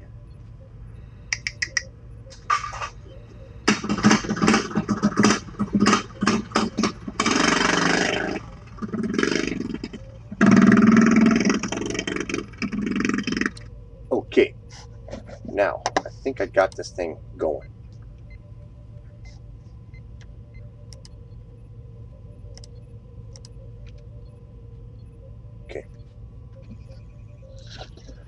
Now, while you guys were watching that, I was trying to get my computer working here. All right. Now we got the Batmobile here, sitting here. Okay. I've got my car in the loft for now. Yeah, so I'm gonna try. Now, maybe I can hold it in place instead, so that way I can talk. There we go. Trying to get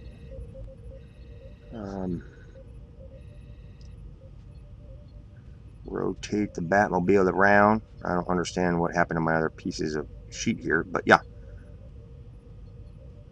Rotate it, look underneath it. Yeah. Dude, that actually looks kind of cool. Gonna take the whole side plates off.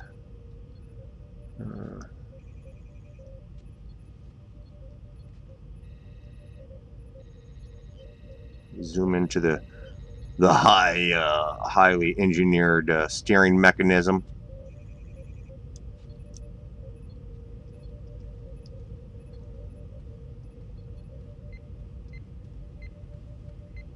See, in this situation, I didn't even bother putting the bearing in. I know that the shaft is going straight through this hole, so I'm not going to sit there. I'm not going to engineer the bearing to put in here. When it comes down to doing like bearings and stuff like that, I hardly ever build the bearing.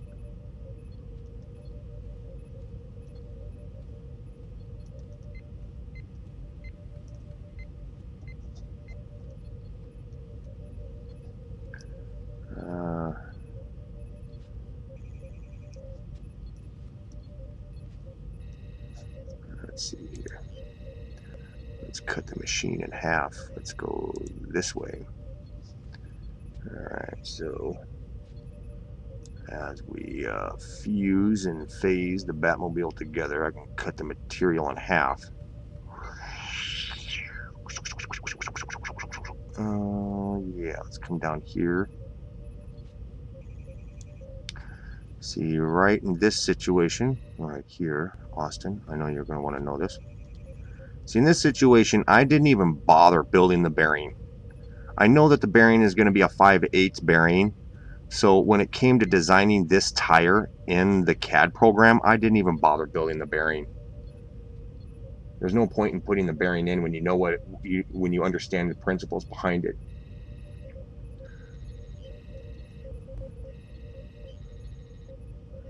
Let's see.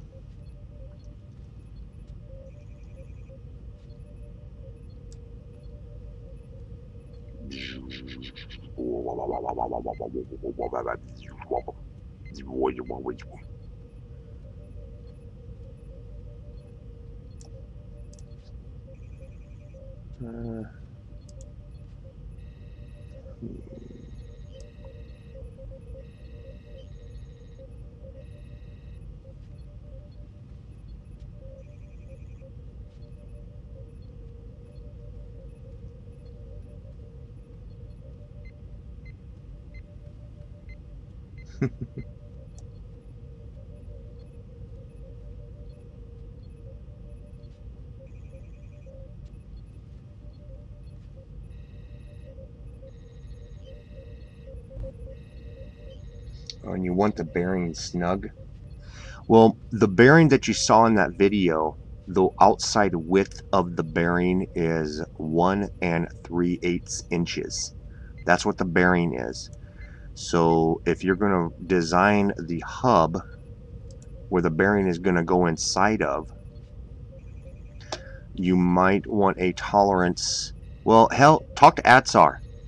Atsar understands. He's a machinist, and he understands the tolerances between putting things together.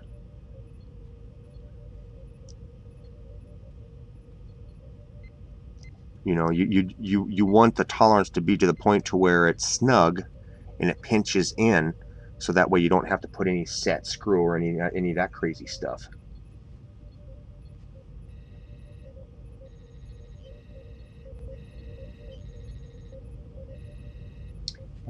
I understand that, but I'm going to make a custom hub to match the disc brakes, and they will have the spoke holes to match the rims. Oh, okay.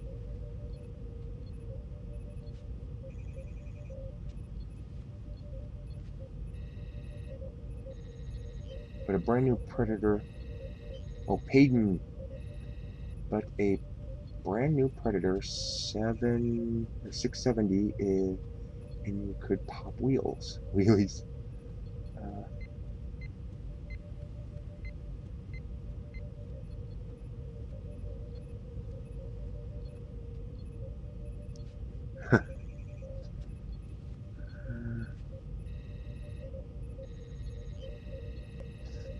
Let's see what else we got in here. Nope, don't want to save any changes. Batmobile, rear end, frame. Let's see.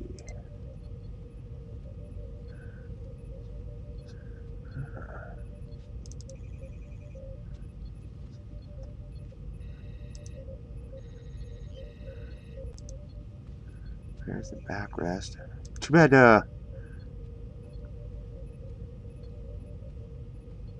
David Johnson wasn't in here. Where's my... Unless, or maybe he is in here, but I don't see him.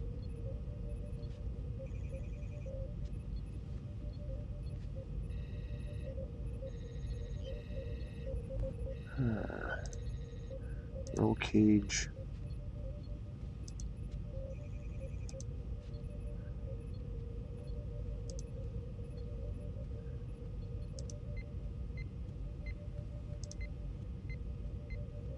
Huh.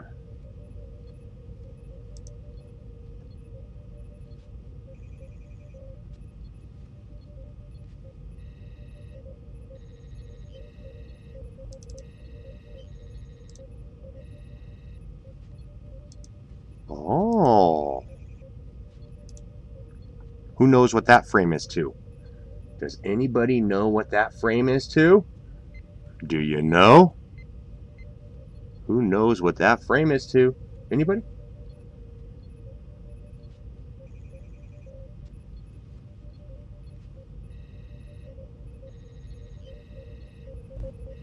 Austin, Hyperion. That's right, Austin.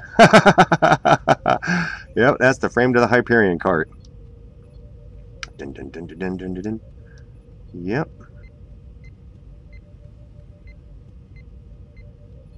Yeah. The frame was the only thing that I ever did in the CAD. Everything else was just eyeballing, setting up, making it work.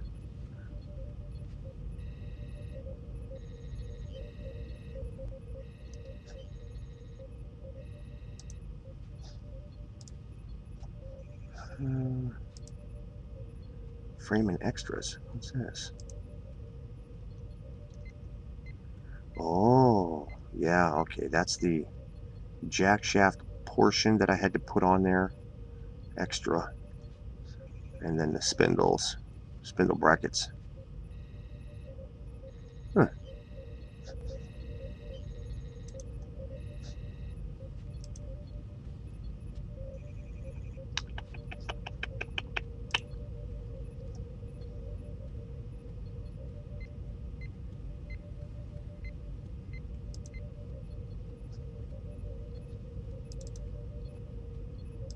Truck rack. Oh my god.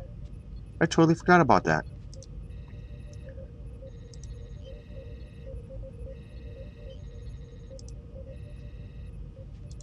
I forgot I could make the plans for that. I don't know if you guys ever remember the video where I talked about my truck rack, but yeah, that's the rack that I built for my my other Ford Ranger that I had.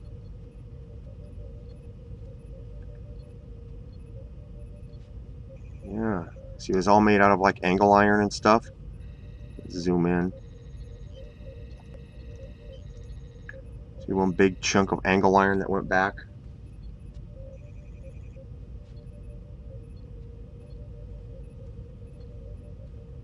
Huh.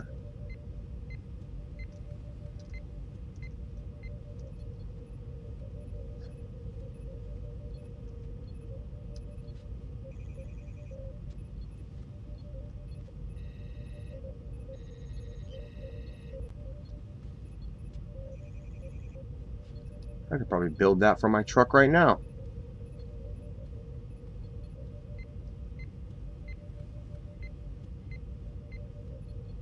It'd be pretty nice to have those big aux beam LEDs on top of it, wouldn't you think? Yeah, baby.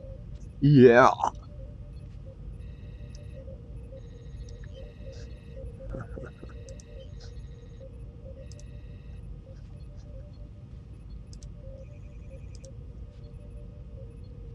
Yeah, this was my first idea. It was going to be a rack that went up on top that would bolt to the initial rack. So I could take this top section off. I can't remember why I didn't do this. I can't remember.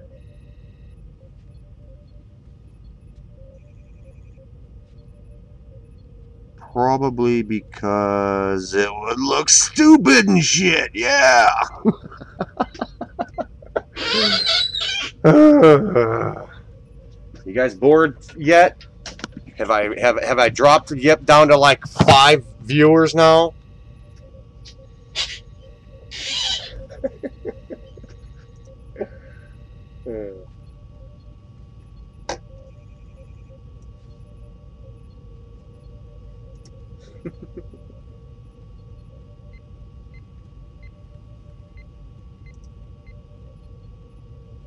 Go back over here to the live stream so that way I can actually comment to you guys.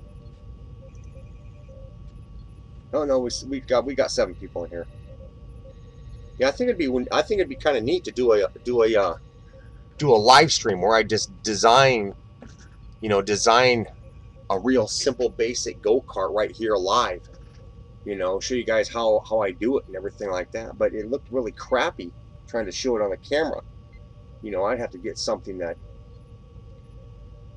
I'd have to play around a little bit, see if I could get it to work better, so it could be viewable easier and better.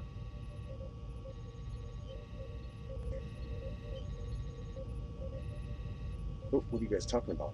Aluminum chassis? Depends on the bearing use. Okay, you have the Hyperion cart. Yep. Okay. I'd love to eyeball some of your projects as it would be easier, but I'm gonna have it made in aluminum, and I have different functions I want added, so I have metal. That's our. If you go with precision sealed bearings, you only need about 0.002 undersize on the hub, but those will get you a high compared to the regular stuff.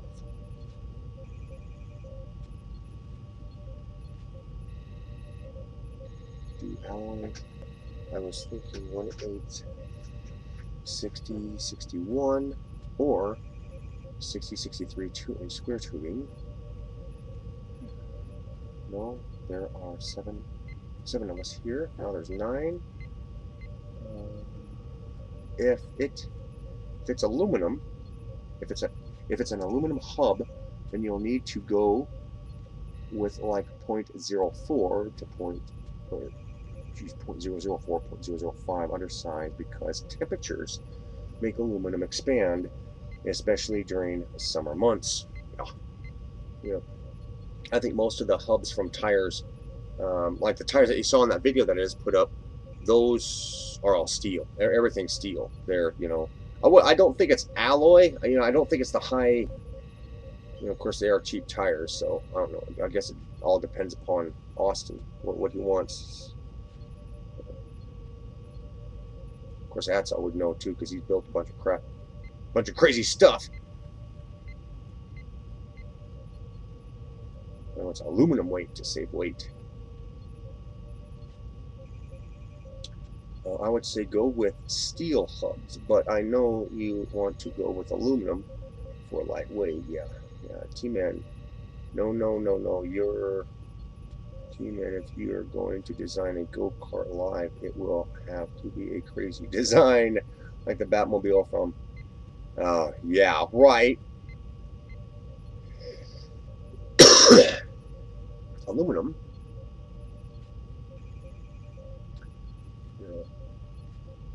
Well, ads are if you were to do a hub that would have a real thick wall, you know, the aluminum wouldn't expand all that much, would it? Not when it comes to the hot months and stuff.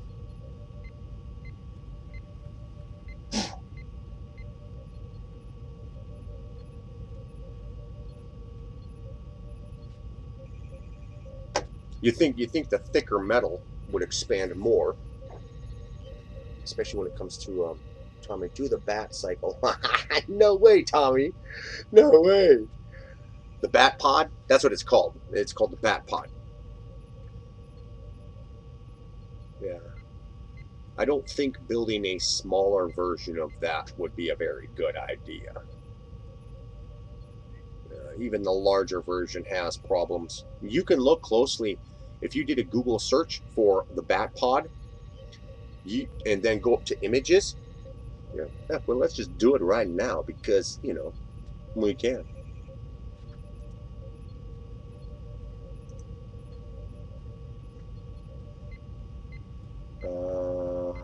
You'll understand this when I show this to you. Most people don't notice it, but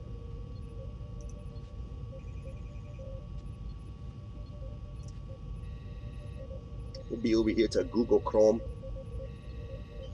Let me adjust this so that way you guys can all see it. Okay.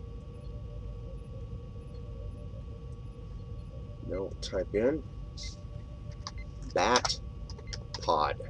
That's what it's called. Bat pod. Boom. Okay. So now we'll come up here to images. Quick images.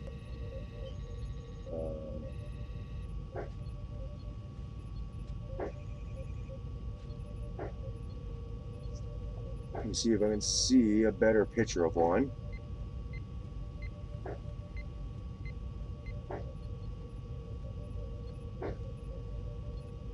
Oh, right, Lego. Yeah, I know.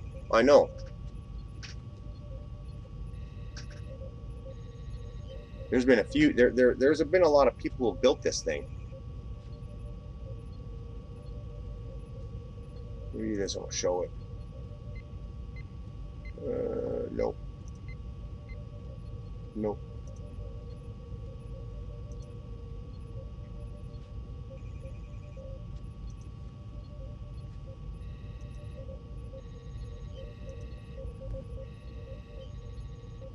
Nope. Nope, these aren't showing it either. Alright, night, Josh. Thanks for showing up, man.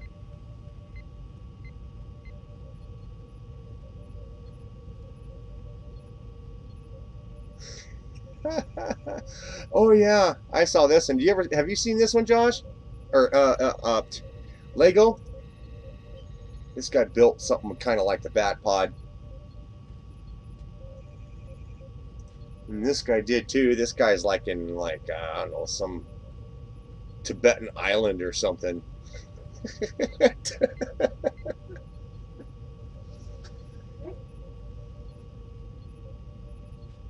There's actually a video of him driving this thing around. This is kind of cool. There's that one. Yeah, these guys ain't showing me. That's kind of a cool little thing, though. Maybe that's the same guy. No, he's not. Their front ends on these things are different. Oh, man, come on. What about this one? Does this one show it? Well, anyways, if you go through some of these if you go through some of these pictures, you're going to come across some pictures of the bat pod and the side walls of the machine. Here's somebody trying to build a smaller one.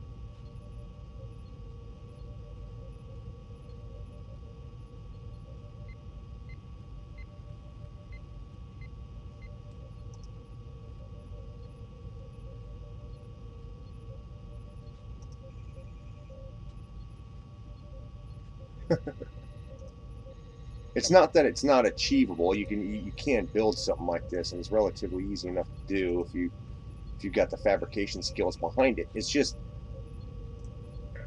is it practical? You know, these guys were some of the first people to ever build a bat pod. Johnson Brothers. These guys right here. Back in 2008, 2009. They did their bat pod right around the same time I did my tumbler.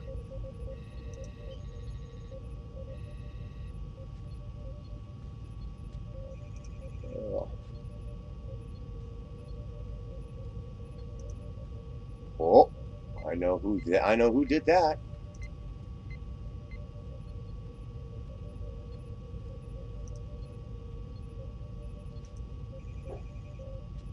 Yeah. Ooh, I know who did that one too. I know these people.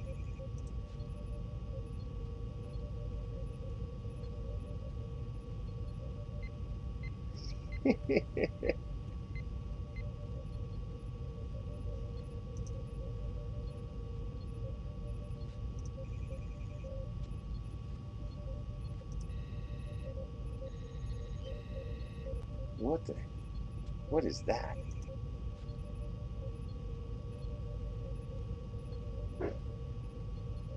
Chopper City USA Bat Pod Replica by Chopper City USA.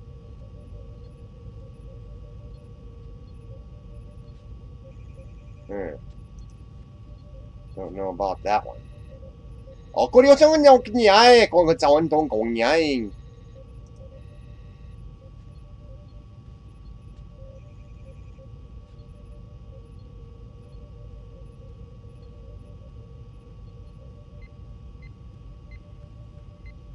Yeah, that's a good point, Austin. That's a good point.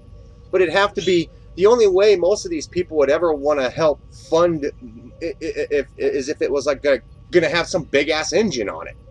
You know, I mean, other than you guys, like when we did the Hyperion cart, that was cool, but I was expecting a higher return. You know, I was kind of expecting a higher turnover rate, but you know, it didn't happen. So I had to work with what I could. And so, you know, if I were to do another, you know, GoFundMe thing for another build, you know, if I said I was going to put on a, you know, 1100 Hadusa engine and, you know, blah, blah, blah, you know, whatever. You know what I'm saying? People want to see me build a damn death machine. It would be kind of cool, but, you know.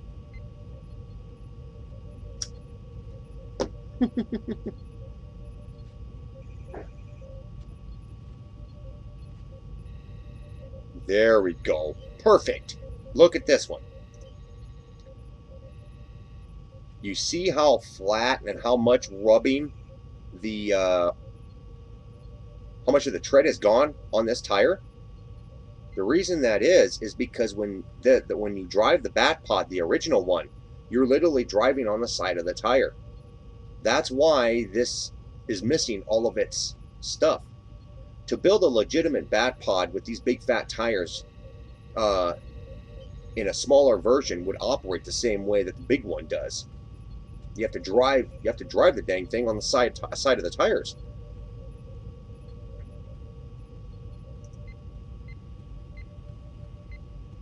See, heck, this one still has its cords on it.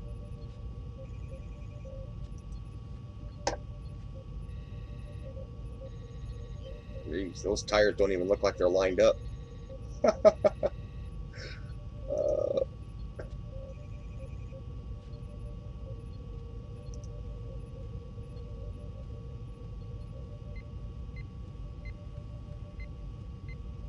What's the Star Wars vehicle you want to do, T-Man? I don't know if I should show you guys that. I really don't think I should. It's one of those things that, you know, you're just going to have to trust.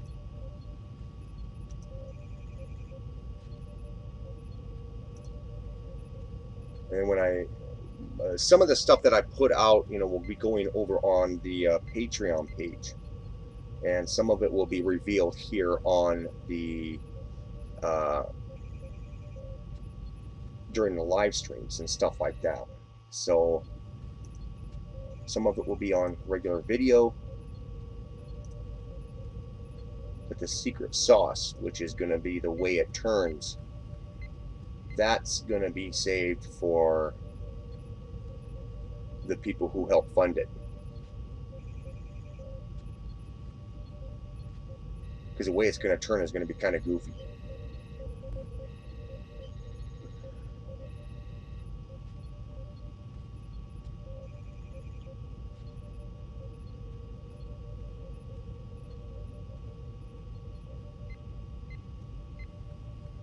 The Lego. This one here?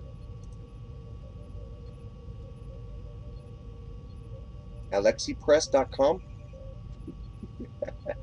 No, I know what you're saying. You're talking about, where is it? It was just up here. Whoa, what is that?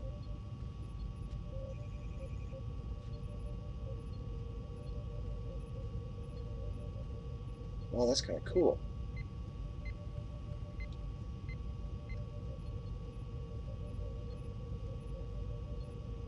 Hello, Carlos. But just a little heads up, though, Tommy. The Star Wars build is going to be a 3-wheeled machine.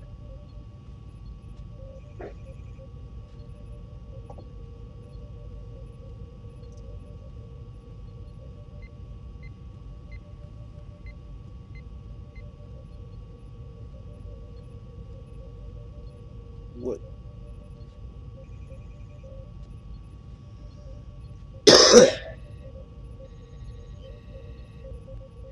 Look up Electrotron motorcycle. Austin, I know what you're talking about. Oh, that's a different take on it. It looks all industrial and stuff. That's kind of cool. See the plating and stuff like that on it? Catwoman. Yeah, baby.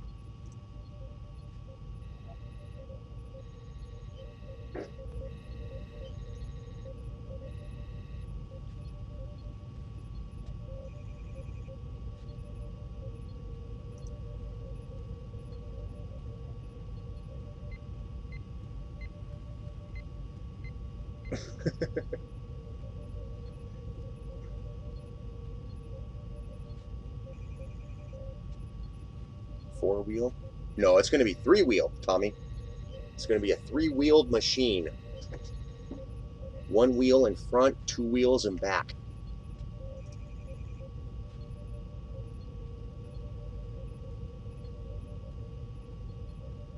How to make a Lego Bat Pod. There we go. Oh, for the Star Wars machine! Hell yeah! It's that time again!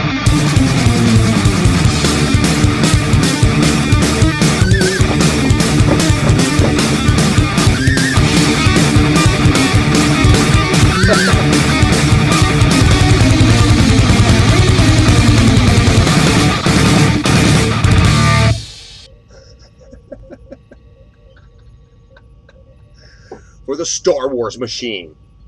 Oh yeah, that's what most of this is going to. Sure is. Yeah. I've been saying it from day one. Yes. Yeah.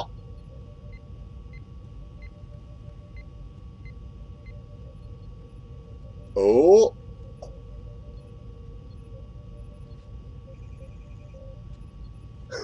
It's that time again. I hate autocorrect.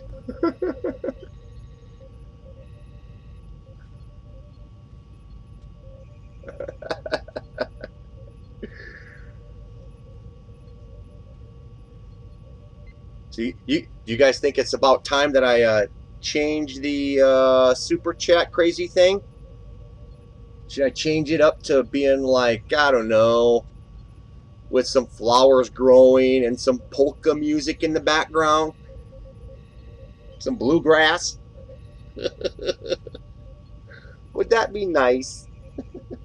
Or do you like the violent fire and shit?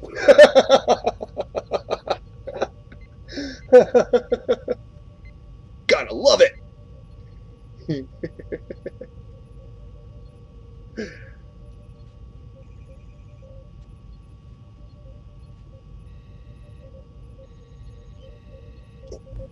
Let's see here.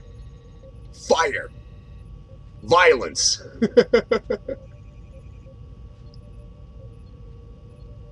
Use electro swing music.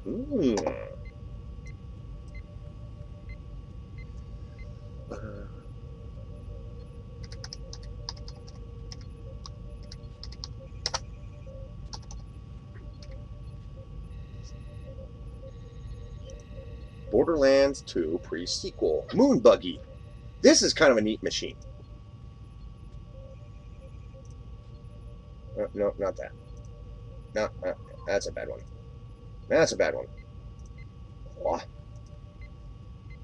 Let's see if there's any, yeah, it's not too bad. That's kind of a neat thing.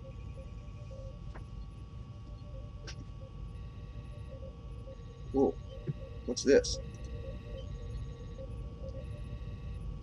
Oh, that thing's kind of cool.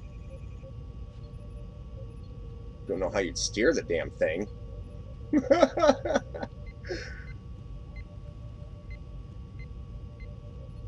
Or make the truck from the movie The Martian. That would be really cool, Austin. That would be kind of neat. That'd be expensive, but it would be cool. Make an exoskeleton suit out of go-kart parts. Yeah! That'd be the awesomest, most kick-ass thing ever.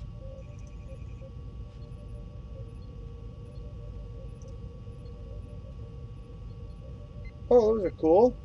Like steampunk goggles. Steampunk goggles. What the heck is that?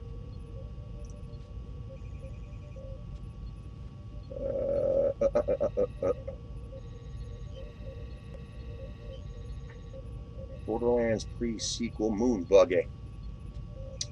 Uh-huh.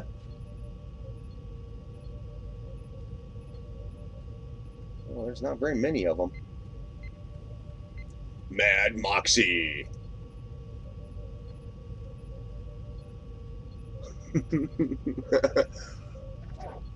I shall build one day. I'm thinking the best base would be an old 18-wheeler. Oh, yeah, maybe.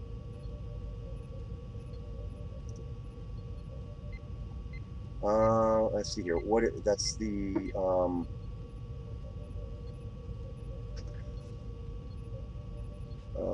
what should we do? Moon Buggy? S-P-A-C, space, B-U-G-G-Y. Space Buggy. Let's see. Let's look at this. Oh.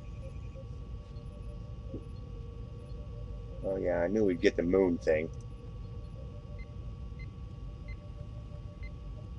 Look at that. Is that what I think it is? Is that one of those military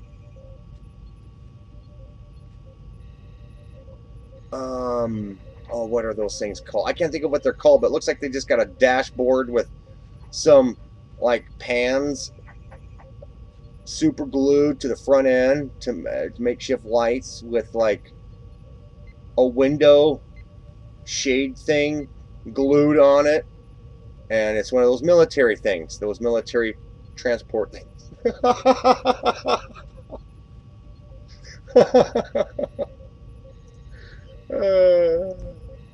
With a window shade glued on it. Yes.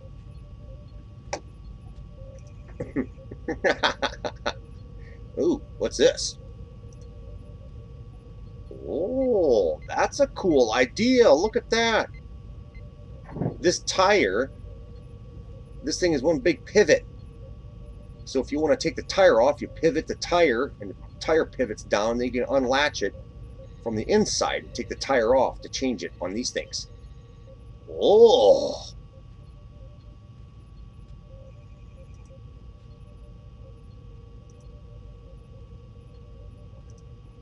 That's kind of a cool idea. Hey guys, you know it. That's a neat idea. R2-D2 cart, 55-gallon drum with wheels, engine, and a paintball.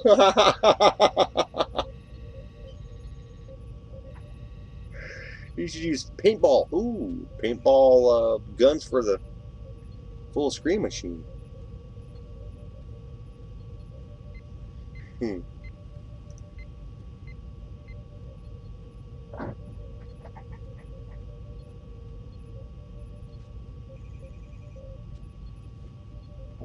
See what else we got here.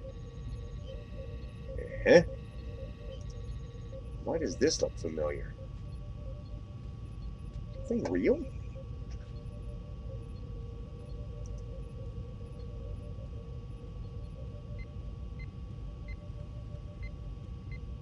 I can't tell if that's real or not.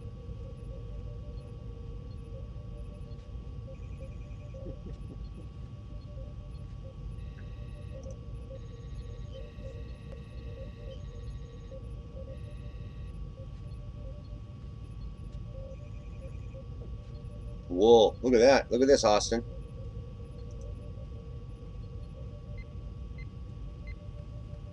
Wow.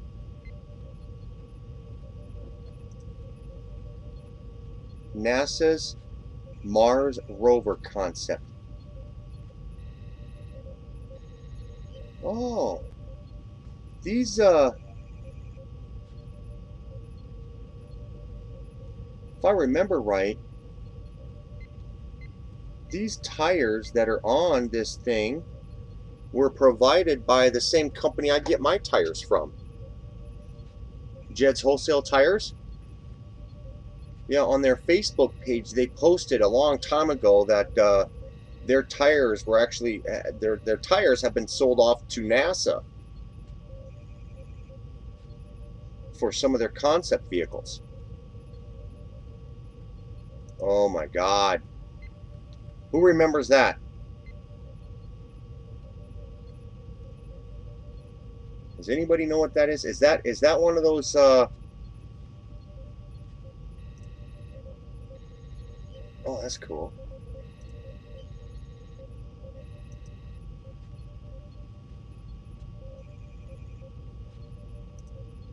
Why does that look familiar? Was that in a movie? Looks like a dick. Yeah. It reminds me of one of those ships from like a Battlestar Galactica. Did you guys ever see that? Ever see that show, Battlestar Galactica? That's what it reminds me of. It reminds me of one of those ships.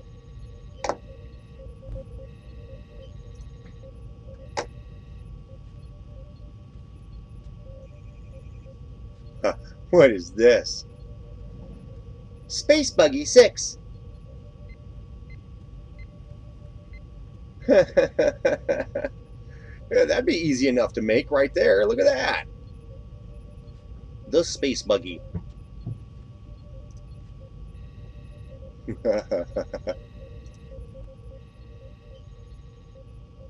Oh, looks like somebody did make it. Dude, that's not even just a render. Dude, I thought that was just like some fake thing. That's kind of cool. China Space Buggy. Made in China.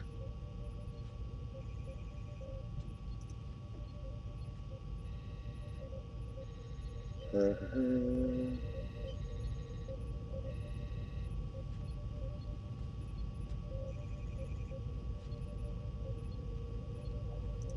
is this? Oh, somebody's render.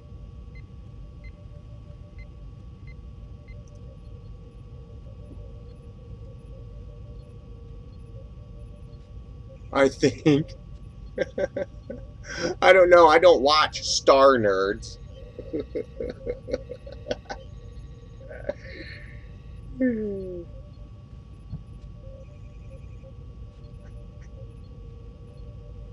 Yeah, it looks like it must have been in a movie.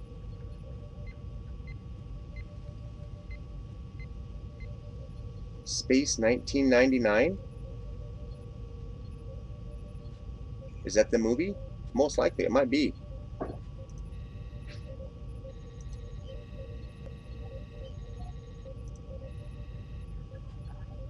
That looks familiar for some reason.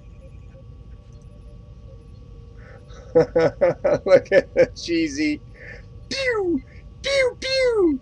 Pew pew! I'm gonna pew pew you. Look, it's an Argo 6x6 in a space movie. Look at the advanced vehicles mankind will be using in the future. They made this like back in the 60s. We're still driving the same crap. Oh. What?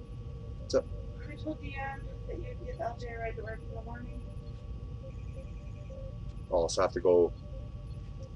So I have to go and pick him up, and then go to work. Okay. Okay. All right. Yeah, I'll probably be closing this up here pretty quick anyway. So, yeah. Hey, have the kids be quiet up there. Yeah.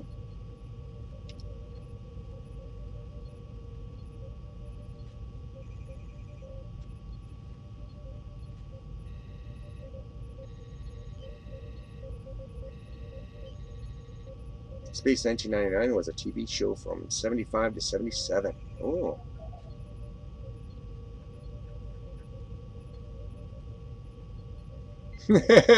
Watching TV look at stuff online is really tiring. Yeah.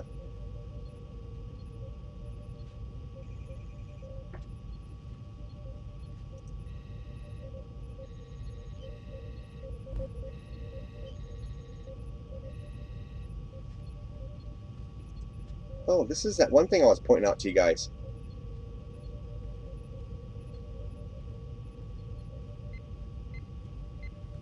Dang. That's kind of cool, actually. I like that thing.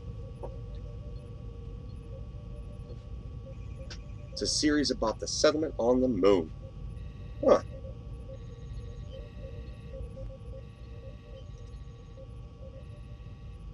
Oh, this must have been a space station made out of a thermos. Look, I made a space station out of a thermos. U.S. Space Force. Dun, dun, dun. Was the wife calling for you, T? Yep, she sure was. I gotta get up in the morning and go do some stuff. And more stuff. And then, yeah, more stuff after that. So, yeah, it's one of those things. I got a bunch of stuff to do tomorrow. I gotta be up early. Yeah.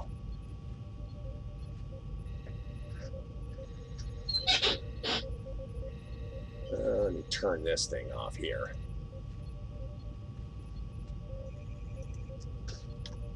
There we go. Let's see what's possible. Okay. I should get some. Awesome. I should get some sleep. Lots of projects and things to get done. Man, did you see that one guy who took 2 Harbor Freight engines, a bike, and some propellers and made a hover bike? It was really interesting. I don't know. Are you talking about Colin Furze?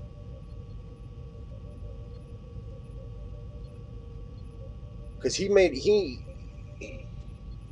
I got lots of catch up on need to make new videos, and what company sent me more tools.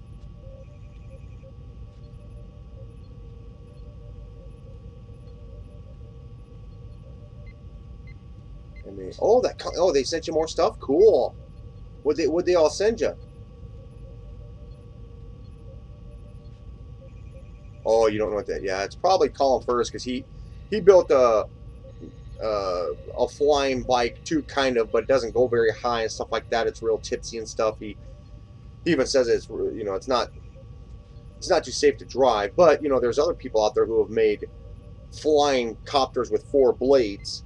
2 blades in front. More like it's like a drone, but it's big enough for a person to get on. It's just a matter of time before somebody comes up with one that's really practical and can, fly around on it and stuff like that. But even once they get the damn thing okay to make it, the damn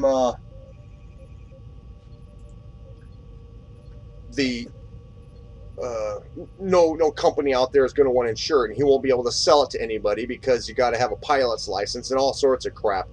The problem with some of these guys who come up with these great ass ideas is they end up marketing it in a way that they get too bound up with banks and financial institutions. to help fund their stuff. And then when it comes down to saying, okay, we're going to market this, we're going to build these and market it out, then the financiers come walking in saying, no, no. First, you need to have this type of insurance. People have to have pilot license. People have to blah, blah, blah. They put all these restrictions on the company before they can even sell these things out. That's one of the problems with some of these guys who come up with these great-ass inventions that are these personal flying machines and stuff like that, is that they've put their asses in too much with the system. You know, what needs to be done is somebody needs to say, hey, guys, I got this idea to build this cool-ass whatever. We need $500,000 or $3 million to achieve this, and we're not going to be restricted by this, and this. We're just going to build them and sell them. That's it. You hurt yourself, you hurt somebody's property, it's on your ass. It's nobody else's. You know. Actually, what they need to do is they need to take, you know, some company out there needs to come up with some great kick-ass flying machines. Keep it hush-hush. Contact all these drug cartel guys and say, hey, guys, we can build you some really cool shit to help you traffic your stuff. You just send us a few million, you know? And before you know it, the system, before you know it, there's like, you know, 60,000 of these things out flying around all over the fucking world. And it happens so damn quick that the law couldn't put a stop to it. They couldn't do anything about it because before you know it, boom, it's out there, you know? And there's thousands of these things flying around. There ain't no way you can stop that. But when things happen slowly and somebody's trying to, hey guys, can we market this off to here? Can we do this? You know, yeah, they can control its exposure that way. But if you get in good with some of these people out there who are like, oh, this is really goddamn cool. We're gonna help fund this. You're gonna do this. You're gonna do that. You're gonna make 40 of these damn things by the end of this fiscal quarter. You know. That's the way to do it. You know, that's that's the way to do it. You gotta call up some of these drug cartels and say, yo guys, guess what?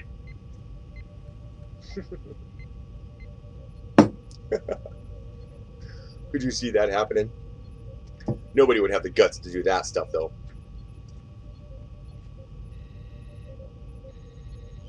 Well, I'm glad my inventions are ground based. Yeah.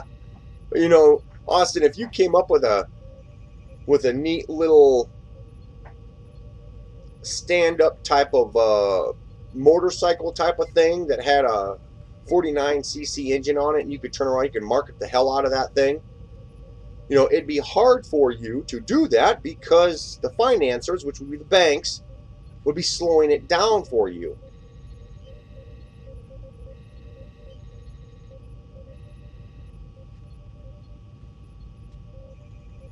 Tommy, they actually made a hover bike, the same company that makes drones.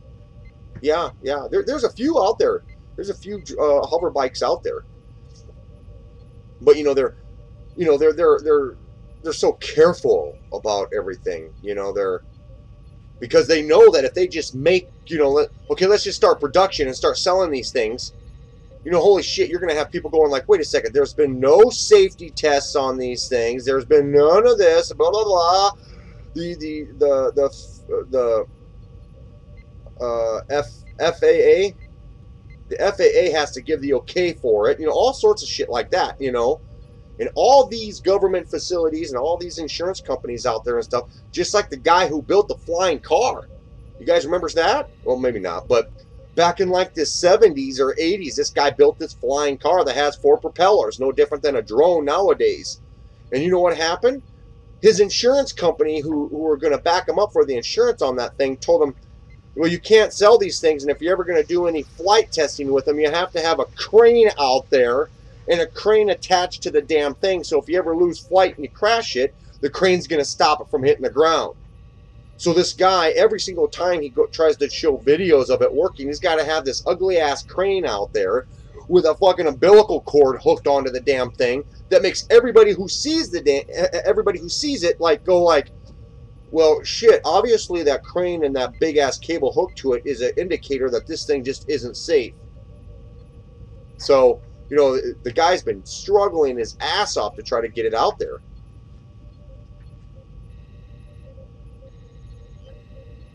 Yeah, there's a drone hybrid car and plane like the Jetsons. Oh, I've never seen that. Oh, wait, yes, I have. It's got the big bubble on it. I think I know what you're talking about. Yeah, I got the guts, yeah.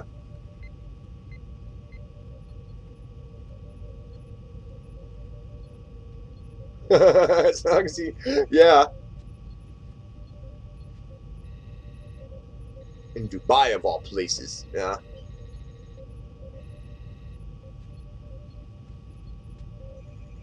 Yeah.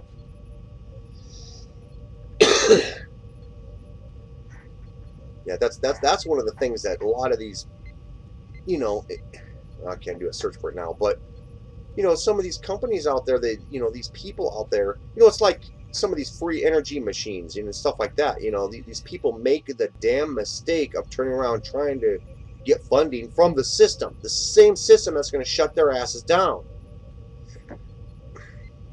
I think the last thing I looked into was this guy that's up here in Seattle. He created this transformer that's not a perpetual energy machine, but he created this transformer that generates it's a lot more efficient for some reason. It's the way the coils are wound and the ferrite that's inside there, and there's a bunch of other stuff that he was talking about that makes it real efficient. And you know, he just has trouble trying to market it out there, trying to find a company who's going to build it for him because of what it does. And he says, you know, I'm having trouble finding a company who's going to build this thing for me because nobody wants to build it because of my claims. And then I send them off a prototype, they analyze it, come to realize I'm right, and they don't want to cover it. Well, see, that's where your problem is. You need to make the claim and then start like a Kickstarter campaign or start something where you're getting funding directly from the citizens, from the people. That's where it starts. Now you're going to have a lot of people out there turn around saying, "Oh, well, you need to verify your claim." You know, yeah, you probably could, but you know, it's probably a good idea to do all this stuff on YouTube or prove it somehow. But you never sign a contract under to anybody saying anything, because they'll come in and try to suppress you. Even once you get the money all together, what you need to do is you need to get all the money together from society, and then just go out and find yourself a garage, buy some equipment, just start fucking production. Get like 500 of these damn things stuck in boxes, then start making the claim. Have people, you know, oh, you want to test it here? You know, these transformers that are going to do this, this, and this can supply this, this, and this, and this, and this. You know, you can do your own tests, but we've already done our own tests, so here, you need to buy them. But you know, you're gonna have a lot of people out there going, well, if it's not passed by these guys in this government agency, or it hasn't been tested and all this other kind of stuff, I'm not going to spend the money. Well, then, you know, tough shit. Then don't spend the money. There's going to be somebody out there who's going to find faith in it and who is going to want to buy some. You know, it's like those guys who offer those kits that change your car gasoline into using old oil from fryers.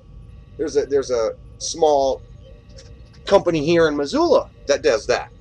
They turn around and they took this old truck and they converted it into an oil burner for oil. You know, the damn thing runs oil, you know, off of these fryers that you get at like McDonald's and stuff. They'll show up and they'll be like, hey, you guys got any old oil? Any of your old fryer oil? And they're like, yeah, here you go, you know. And then they filter it and all that kind of stuff, and then they use that to burn oil in this truck. They got a big advertisement. They drive around town and stuff like that, saying that they can convert your gasoline engine into an oil burning engine. I don't know how they do it, but yeah, that's the good route. That's the way you should be doing it. You know, you just build this stuff up and say, okay, it's going to work. So now let's start building it into other people's stuff. I think some of that stuff. The one thing that some of these hybrid vehicles lack is like, you know, the power, the takeoff power. I think that's what kind of makes everybody kind of iffy about some of this stuff. I mean, yeah, you can run your car, you know, like diesel engines. Weren't diesel engines initially created to run off of water?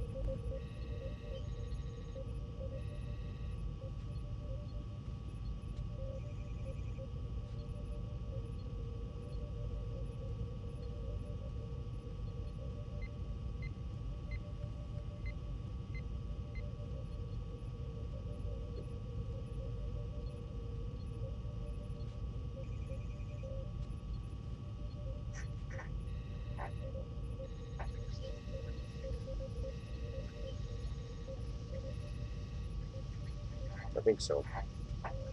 I think diesel engines were initially first created to run off of water.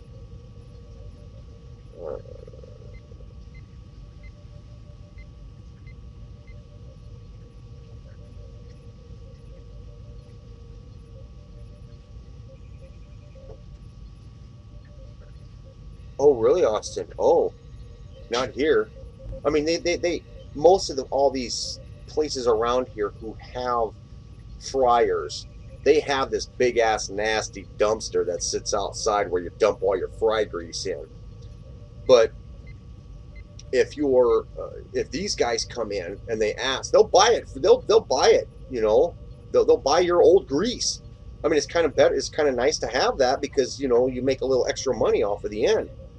Because these fry companies, they have to pay to get rid of this grease. Now, if you sell it, you're actually pulling money in instead of sending money out to get rid of all your crap that's outside, you know. So, yeah, it's kind of a nice little thing.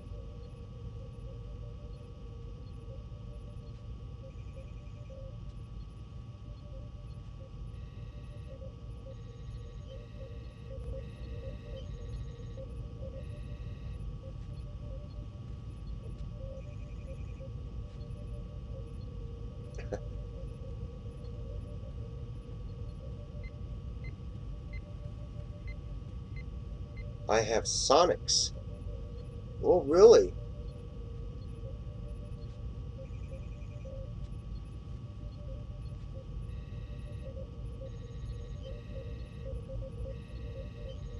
Huh.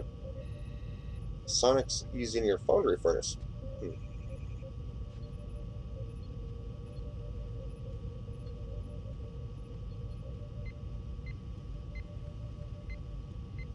Oh, yeah, Austin, yeah. I mean, that guy, the company that, or I shouldn't say really it's a company, it's like a small business. And these people, you know, they convert your car over to that kind of stuff. And I mean, I'm sure they got a business license, but when it comes down to, you know, the conversion, all the red tape and stuff like that, they just say, fuck that. We're not going to do that. We're going to help people save money, and we're going to convert their cars, their fuel-burning cars, into oil-burning cars. I mean, you can also do the same thing up here with propane. Yeah, that's kind of weird. I mean, up here, you know, they've got kits that some of these places will supply a kit to convert your car over to operating off of propane. Don't know how it's done. I don't know if I really want to know. But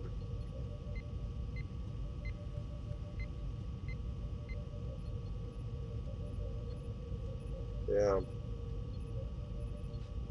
We drove up next to a truck that had a propane tank in the back, and you could smell the exhaust coming out of that exhaust, and man, it was nasty. I mean, it smelled like the damn truck was farting. It was just it really smelled really bad.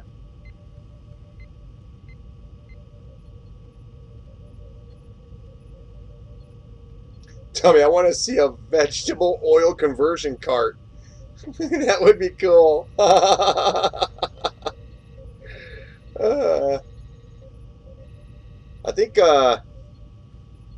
Johnson came in here the other day. Was it him or no? Maybe it was Tommy. Yeah, Tommy. Tommy, didn't you send me that that thing on Facebook where that guy used the fumes to operate his lawnmower? I wonder if that would work for a go-kart. Somebody did. Somebody sent me a link. Hey, check this out. This was interesting.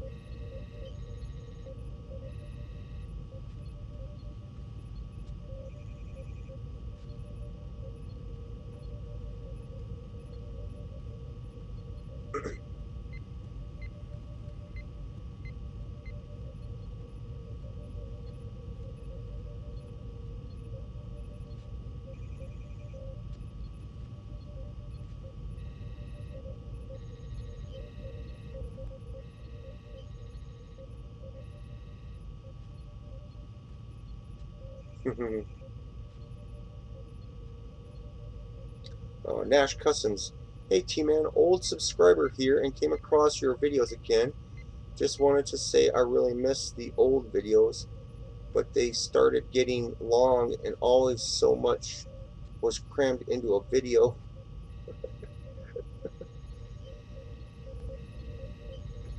Huh. Oh, the newer videos are too long?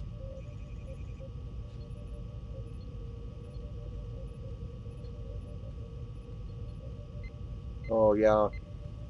Yeah, Nash. That was kind of an experiment that I was doing, because for a while there I was doing a lot of shorter videos. And I experimented with that for about, I don't know, 1 or 2 years.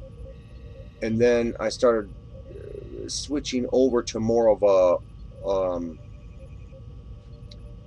more information in a video, in a single video, and having it run longer. I don't know. It's just, you know, you got to keep your content changing, because if not, then people get bored of it. You know. So that's what was going on there. You know. It's kind of hard because there's so much going on in one and dragging out, but I still love them, and it definitely inspired me. Well, that's cool, Nash. Yeah, I've just, so that, yeah, now when I do my builds, especially if you saw the Hyperion cart, that was my last build 2 years ago. But that one was fun to do because I actually used music in it and edited it better. And the thing that actually helped that one out, and I felt way better doing it, is because, you know, well, I got funding. You know, a lot of the I did an Indiegogo campaign where some of the subscribers came in and helped fund it, and then that took a lot of weight off my shoulders. And then what weight was taken off of my shoulders for the funding went into the editing. So I would speed videos up and slow them down, and I actually was way ahead of the build, and had I think, what was it, Austin? I think I had almost the whole thing built before I started making it public on YouTube, if I remember right, because I was sending you guys out the emails of the videos as I was building it up before it actually went out onto in front of everybody. If I remember right, I almost had that thing completely done before I actually started putting out the videos about it.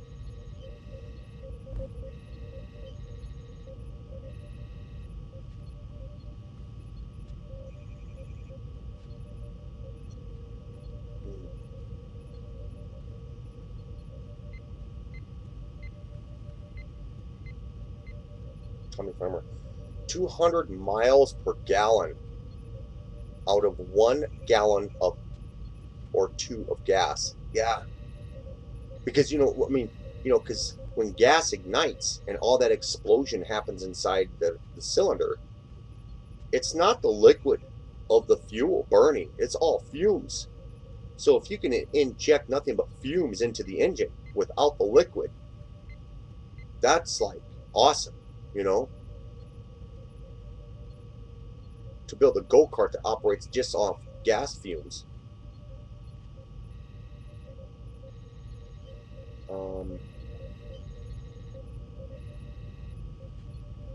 Also, yeah, the build was very close to done when you did the videos public. Gosh, yeah, you did. even when you're angry, cheer you up. A sweet guy, a straight guy, a deep guy, a guy who can be also sometimes a guy who normally does stupid things. So I wouldn't want anyone only share with buddies and take advantage of it.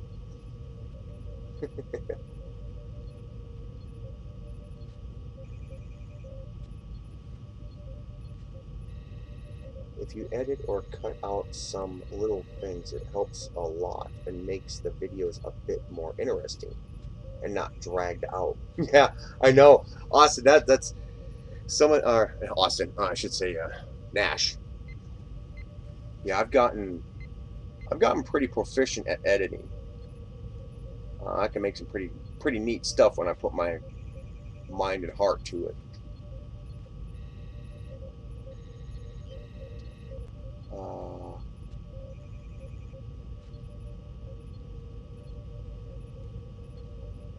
The PAL V team, man. PAL V.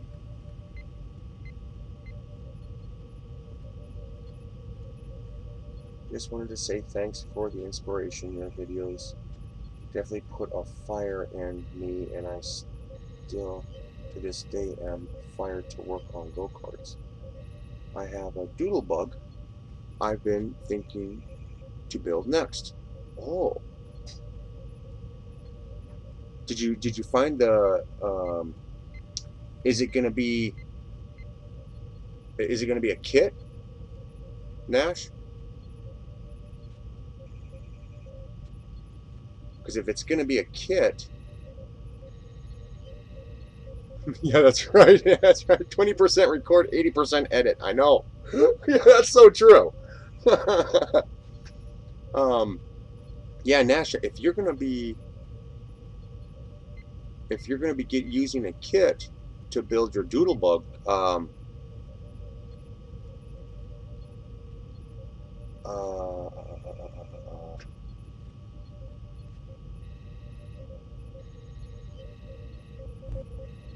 what's his name? Lego, are you still in here? Or did Lego leave? Yeah, he is. Yeah, Lego, you could go over there and subscribe to Nash's channel, because if he's going to be building a Doodlebug, chances are he's going to be getting a kit or something like that, and then you can watch and see what he does, or how he does it.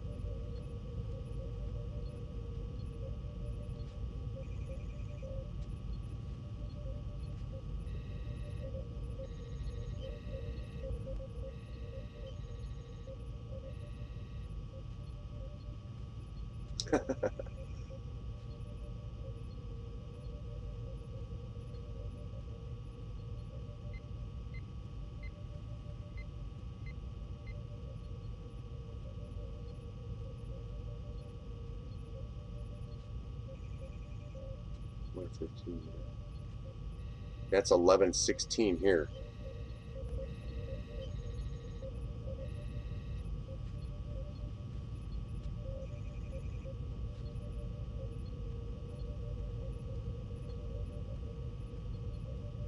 Look at the Progressive Automotive X Prize. One of the 3 winners was getting 205.3 miles per gallon. Wow. But how much power did they have to take off? Some of these systems will give you the power to keep going and keep, you slowly build up the speed, but one of the things that makes a machine safe also is that if you get out into traffic and suddenly you realize there's a bus that's about to T-bone your ass, are you gonna is your vapor gonna have enough oomph in that engine to get you out of the way? You know what I'm saying? Yeah.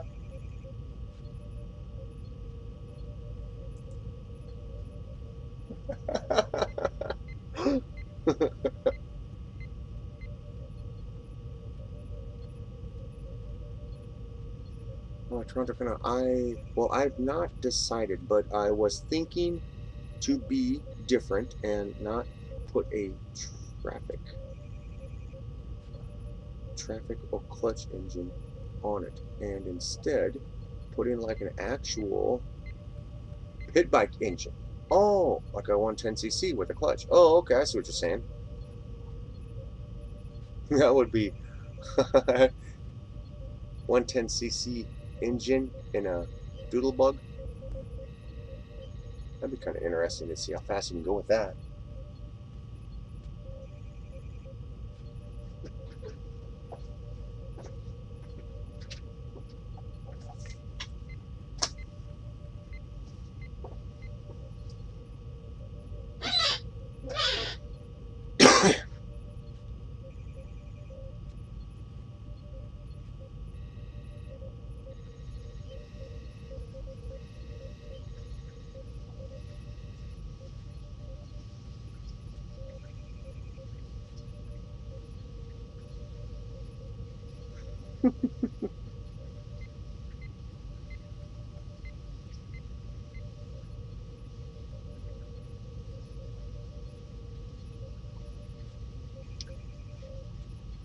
Whoa. Well, guys, we just went over 3 hours here, so I'm going to shut this down. I got a lot of stuff to do tomorrow. It's going to be a long, hot day for me tomorrow, so I don't know. Depending upon how tired I am, I don't know if I'll do any live stream tomorrow. I don't know. I have a feeling I'm going to be really, really tired.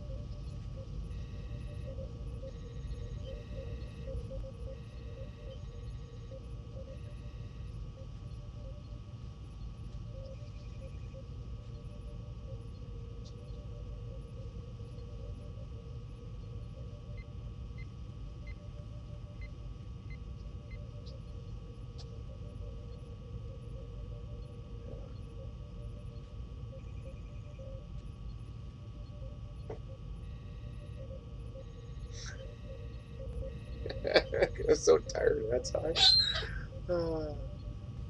Start a new build. Peace out. Yes, I want to, Nash. I really do. I really do.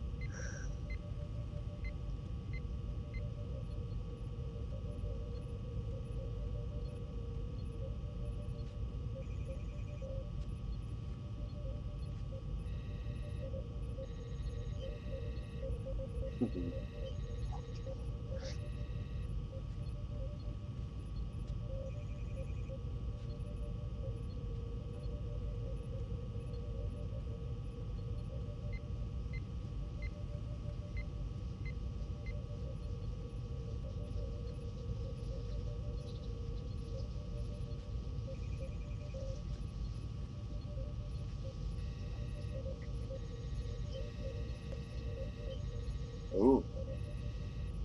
I'm putting the cart together, so I'll have a video of all the graphics. Must stay up.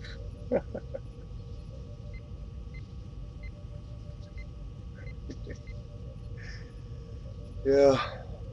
Alright guys, I'm going to shut this down. I'll talk at you later. Thanks everybody who super chatted.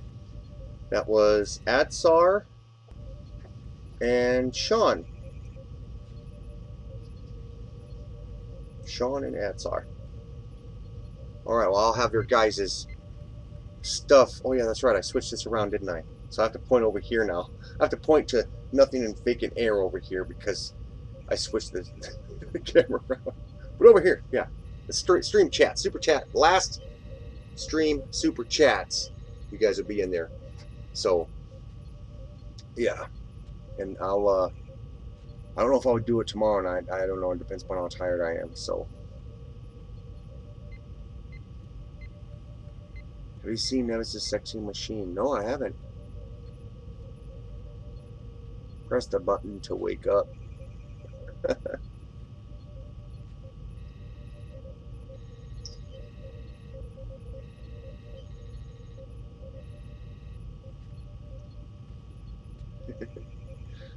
Alright guys, yep, I'll see you guys later. Thanks everybody for the super chats. Thanks all of you who showed up. It's awesome. I think we got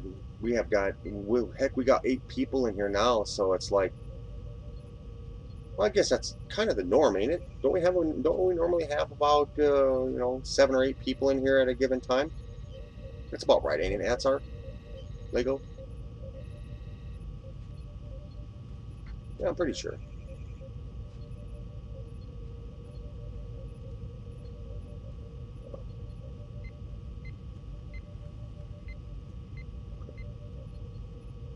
Yeah. I don't even know. When did Sean leave? Did he even say goodbye, or was I too busy with something else I didn't even see?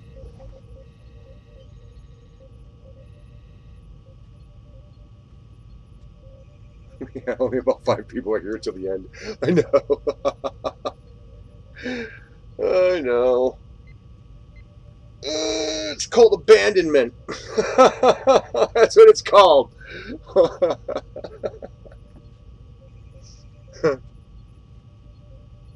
Storm got him.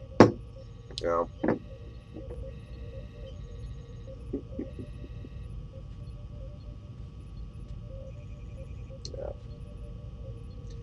All right, guys. Thanks for showing up, and I'll see you guys in the next one. Alrighty.